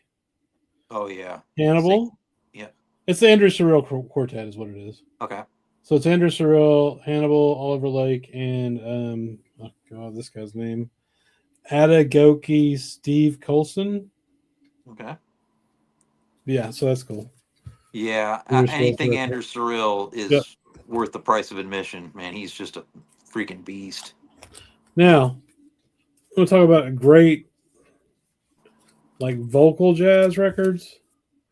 All the Shirley Horn stuff from her later stuff is excellent. Just outstanding. Nice. And she always had really great players on her. I don't know if it's going to tell me who's on here with us. So this is she had to be amazing to see live. Oh yeah. So she had a trio with her and her bass and piano, maybe, or her bass and drum. I don't know. I can't read it. But anyway, Notes and Tones turned me on to her stuff, and it's all been great. And the cool thing about these is they're mostly cheap. $5-8, Yeah. Somebody in the comments said Gray Face Records is also a great label. Yeah, the dude that runs that shop, he's really branched out. I mean, they've been so successful out of such a small shop. He's got like a museum thing downtown now. He's got a shop in Chicago. He's got I think a second shop down there in the area. And he started the label, and now he's going to start a pressing plant, I heard. Really? Yeah. I mean, just it was a little, their original shop is tiny, but they carry not only records, but the whole weird deal with Savannah with ghosts and the dead and all that kind of stuff. Yeah. So he's got all that kind of, taxidermy in there and crazy shit. Oh shit, that's crazy. Yeah, man, it's pretty wild. There'd be like brains in a jar and all that kind of shit. This next one, I don't know who's on it because it just says Ed Blackwell. It's Ed Blackwell Trio, Walls and Bridges. These are two different records that are on Black Saint. Yeah, I don't know if every time I find a Soul Note or a Black Saint record, I'm never disappointed. No, I just buy them. Yeah. And they rarely get reissues. Very rarely do you see Black Saint and Soul Note. They've done some of them in the last several years. I know Dusty Groove had some of them. Yeah, I got a yeah. Oh, what the fuck is that guy's name? There's not a lot of them. If you still go to Discogs, there's only one pressing in a CD. Oh, I know. But there was one I really enjoyed. The guy's name starts with a J. Jamil. I can't remember his name now. Okay. But the record cover is it looks like you're looking into outer space, but it's actually like just asphalt. Oh, no shit. It's a really fucking freaky album cover. Yeah, they reissued that one, and I bought that off of Dusty Groove. So there was some, but yeah, you're right. They're usually like $10 anyway. Dude, yeah. There's some of them that are expensive, like that Waldron Seagulls of Kristenland or whatever is fucking expensive as shit. It's like $200 now. They're, for the most part, though, the Black Saints and the Soul Notes are still cheap, man. Yeah, $10-$20, Yeah, I mean, there was a grip of them, not this past year, the year before, 2 years ago at Record Archive. Yeah. They had somebody turn in a collection, and I know I grabbed a bunch of them when I was there. And some of them are harder to find than others. Yeah, but they're still cheap, Yeah, well, I mean, that's what I know I got a John Chakai. Let me see where that is. Oh, Carlos Ward died last week. That sucks. Really? Yeah. Oh, he was good. He did some good stuff with Dollar Brand. Yeah, like what is this? Oh, that's a Steeplechase. Yeah. They had a bunch of same thing though, dude. Stuff. Steeplechase shit's great too. Man, Steeplechase is phenomenal. See, that's that's what I'm looking for now when I go look for records. Yeah. I'm looking for Black Saint and Soul Note shit. I'm looking for Steeplechase stuff. I'm looking for 70s Xanadu shit like that. Mm-hmm. That's what I'm looking to buy mostly. Well, I know when you went. I ain't buying like some old $150 Blue Note. I don't give a fuck. I'll just buy the classic series when they reissue it. Yeah, yeah. I know when you went to that big record fair down there, you were grabbing a bunch of them at that. Well, I did. I bought the Black Saint fucking what's his name for Billy Harper. Billy Harper, yeah, the first one. That's an expensive record. I bought that. Yeah, I mean it's over $100 now. I think I paid I think he wanted 90 for it. I think I got him to come down to 80 or something. You did good. I mean that's it goes for 3 figures. And it's in excellent shape, so that was cool. Yeah. And that's one of his best for real. Now this is a great record. Now this is I don't know if this disappeared or whatever, but this is oh yeah. Monk with Coltrane. Yeah. Carnegie Hall. Yeah, this came out on vinyl and it was like $40 or something, but then I found the CD for like $7. I was like, oh sweet. So you got Monk, obviously Coltrane, Ahmad Abdul Malik on bass, and Shadow Wilson on drums. Yeah, Malik, this is really good though. Really good. Yeah. I remember seeing the vinyl then. I passed on it at Lunchbox because it wasn't cheap. Yeah. I mean, it's like a new record, so. Yeah, I know. I was like, damn. Oh shit! I forgot about this. I mean, I'm taking this one. I'm listening to this tomorrow. Oh shit! Alex was who said Carlos Ward passed. Yeah. Jason Marshall? No. Yeah, dude, this is cool. I'm putting this one on my turn. I'm sitting on turntable, so I'm listening to this tomorrow. So, all right. He's a badass baritone sax player. Oh, I dig the baritone, man. Yeah, this is on Cellar. Which is Corey Weeds' label. Didn't Dolphy play some baritone? Well, Dolphy played bass clarinet, dude. He played bass clarinet. That's what it was. Yeah, this is a record that who am I thinking of? This is a record that most of the times turned me on to. Yeah, that one's going on the side. What else? Okay, there's a couple good ones. I'm gonna wrap it up shortly after this. I'm getting tired. Any Joe Henderson record on Verve is a must own. I don't have any of his stuff on Verve. Oh yeah, dude. He did probably 5 or 6 of them. They're all really great. Wow. They're all really great. So yeah. This one's called Lush Life. Music of Billy. It's all Billy Strayhorn tunes. Right. So it's him, Marcellus, Stephen Scott piano, Christian McBride bass, and then Gregory Hutchinson on drums. So later. Yeah. Yeah, dude. It's all like his 90s stuff or whatever. Really good shit. All right, yeah. And in the same vein, CD only on those. Yeah, those are all CD only. Yeah. There's like I said, there's 5 or 6 of them probably. In the same vein, this one's out on vinyl now, I think, or it's supposed to be coming out on vinyl. Oh, but originally, this is another Chesky. It was originally on CD. This is New York Reunion. It's McCoy Tyner quartet with Tyner, Joe Henderson, Ron Carter, and Al Foster. And this is a killer album. It sounds really good. Yeah. But I think that Chesky reissued this.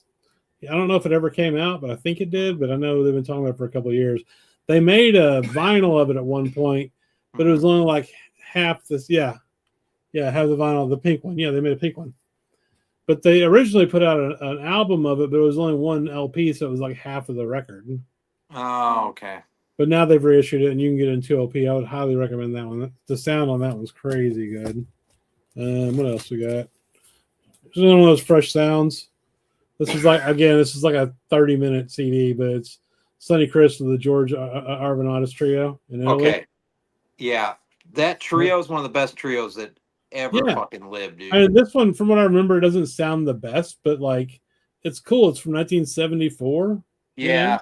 That French, that was a French group, dude. Yeah. Hold on, man. Let me see if I can find it here. Is this it? Yeah. This is one of my favorite jazz records of all time. Shit. Right here. This is up there. This is a top 10 for me. Oh, yeah. This absolutely fucking slays. And it's on the Futura label. Here it is, that Rick Ballard import sticker. Yep. Right there. Good old Rick Ballard. I was trying to remember his name earlier. To buy that. But, dude, Jackie Sampson and Charles Sudry, man, that trio, they just were on another level. This is 1969, 1970. Yeah. Yeah, that's great. Yeah. But again, the fresh sound stuff's kind of, it's from shows. It could be 70 minutes long. It could be 25. You just got to. I didn't know they played with Sonny Chris. That's great. That's great. Yeah, and he's like, it's a whole other element. Yeah, totally. Now I've talked about Joe Williams a million times. He did some later stuff in life. Sounds amazing on this. Yeah. This is him with the legacy Basie orchestra. Basie was long dead at this point, but Frank Foster was running the orchestra at that point. Yeah, so still a lot of the old cats probably, in the group. I mean, maybe. Most of them are probably dead, but yeah. Yeah, This was probably 90s, right? Yeah, no. Okay. Yeah, 93. I mean, look how old Joe's old in this, but he sounds excellent on this. Sounds so good. Still got the tux on, man. Oh, yeah, dude. He's killing it. He's my favorite singer for sure. That Telarc? Yeah.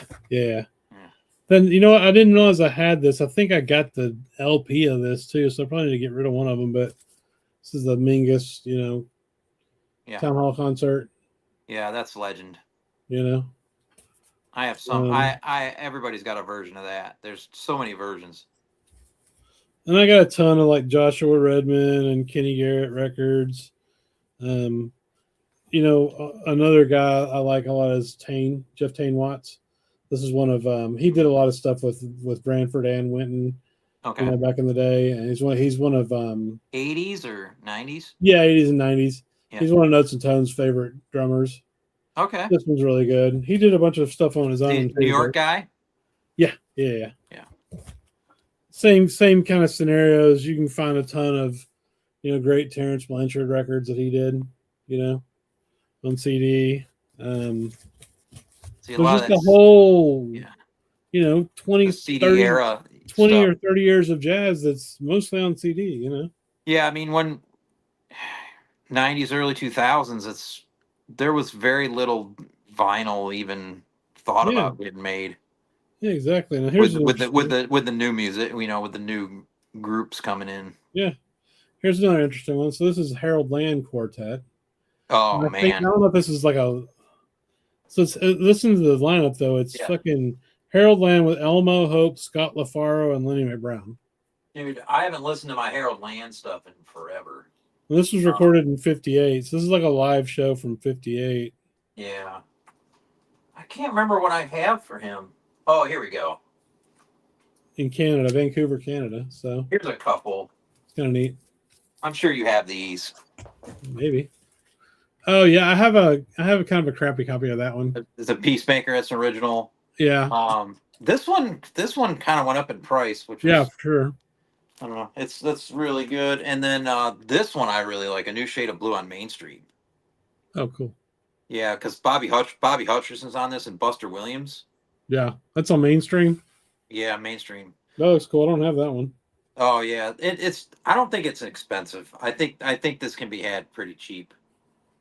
But yeah, highly recommend that one, man. You can probably get that on the Cogs. Now this one, another guy, Greg Osby. It's another huge dude from that. Yeah. Period, right. Oh, that one looks cool. This one is cool. So this is called Band in New York. Yeah. Blue Note put it out. It's hilariously enough. This one's really freaking cool. I mean, he recorded this with like a mini, whatever the hell it's called. Yeah, whatever the hell. I know what you mean. Digital tape recorder. Yeah. He just like threw this in front of himself and recorded it at a live show. It's really harsh and fucking awesome, really. My friend Joe likes that guy. He had a buddy he was working with that just approached him one day and said, "Hey, I know you're into music. I've got this jazz CD collection. Oh shit! Do you want it? Because I'm just trying to get rid of them." And he's like, "Well, how much do you want for it?" He goes, "Nah, just take them." And it was like shit tons of CDs. And I went up there and he let me take all the free jazz out of it. Oh yeah. But there was a bunch of Osby, like a ton of Osby CDs this guy had. I was like, man, this guy's prolific. And I hadn't heard of him at the time, Greg Osby. And was he at Blue Note? And he's all over the place, dude. He was a big time dude, yeah. Yeah. I mean, that guy had a lot of output. He did. Here's actually a lot. I got another of the Charlie Hayden Montreal tapes ones. This is him with Paul Bley and Paul Motion. Oh, fuck yeah. Yeah. Yeah, that one's gonna get out. Yeah, oh for sure. Yeah, that's probably some free stuff. Now this one doesn't get out. This one's Charlie and Kenny Barron doing a duo. Okay. That's gonna be this is great. Killer. It's another one on Verve from back. Yeah, you're a big Hayden guy. Yeah. Dude. Yeah. Yeah, he's a genius. And he did so much different shit. Like he did that crazy shit with Ornette back in the day. But yeah, then he was there when it all popped off. Yeah, and then you got like him doing those ones with Hank Jones where it's just all gospel stuff, and he's got the total feel for the gospel music and everything. And then he had the range to do any of the styles of jazz. And then he did, the Quartet West stuff, which is all great. Well, he did the Impulse record, the Liberation Orchestra. There's a couple of CDs. There's a couple of later CDs he did with that, not the same exact people, but the Liberation Orchestra too. Here's another really good. This is one of the better Joe Hendersons on Verve too. Yeah, you guys have championed that one for a while. This is him doing all Miles stuff. Yep. There's stuff associated with Miles. Yeah, you've shown that one before. That's solid. Yeah. I mean, it's just kind of never ending really, the amount of CDs that are out there. Now, you find all them at the local shops there? I've bought a bunch of them locally, like at Half Price Books, and they're still actually affordable, for the most part. But I've also just bought like 15 CDs from a record store on Discogs. If you find one that has, didn't you get a bunch from Academy? Yeah, and I got a bunch from Banana Records too. Oh, dude, I got a lot of records from Banana. Dude, that place is nuts. It's one of the largest in the country. But it's cool because, and I got a bunch from Sibylline actually out in LA. Can you buy from them online? Yeah, dude. They have a Discog store. Oh, yeah. Can you send me a link to that? I didn't know. I thought they were in store only. No, dude, they have, and here's the thing about the CDs. Do they have some of their vinyl on Discogs? Yeah. The thing about CDs on Discogs though is they're cheap as fuck because they gotta be. Yeah, $3. You're paying what, $3 a piece? I mean, up to 20, depending on what it is, Okay. But like, yeah, a lot of them are cheap. A lot of them are super cheap. There's some CDs that are not cheap though. I mean, they're $15-20, but that's what I'm saying. So I would go find a couple of CDs that I wanted. Yeah. And if I found them in a shop, then I just go look at the rest of them and end up buying like 10, 15 CDs and paying like $80 for, fucking 15 CDs. I'm like with you, like what you said earlier. I still get CDs because I play them in the car. Yeah. When I go to and from work every day. Yeah. Or if I go to the grocery store or whatever, I've got a decent setup in my garage now too. It's all CD based only. Yeah. So I still have my boombox, so I can still play my tapes. I bought a. I love all physical media, dude. All of it. Yeah. I bought a cheapish like Sony stereo receiver for out there. Yeah. And then Louis gave me some of these little B&W kind of desktop speakers, and I bought a little cheap ass, like the cheapest Blu-ray player I could find for like $40. Yeah. And dude, I was listening to my CDs out there when I'm working on stuff. I got this Samsung DVD player. It's not Blu-ray, which I do need a Blu-ray, but I don't do video games, so I don't have. You can do the Blu-rays on a PlayStation or whatever. Yeah, yeah. But this is an all-region player. Oh, that's cool. So I've got DVDs from Australia, the UK, and Spain. They all play perfectly on that sucker. Yeah. And so I don't really need anything else. That's fair.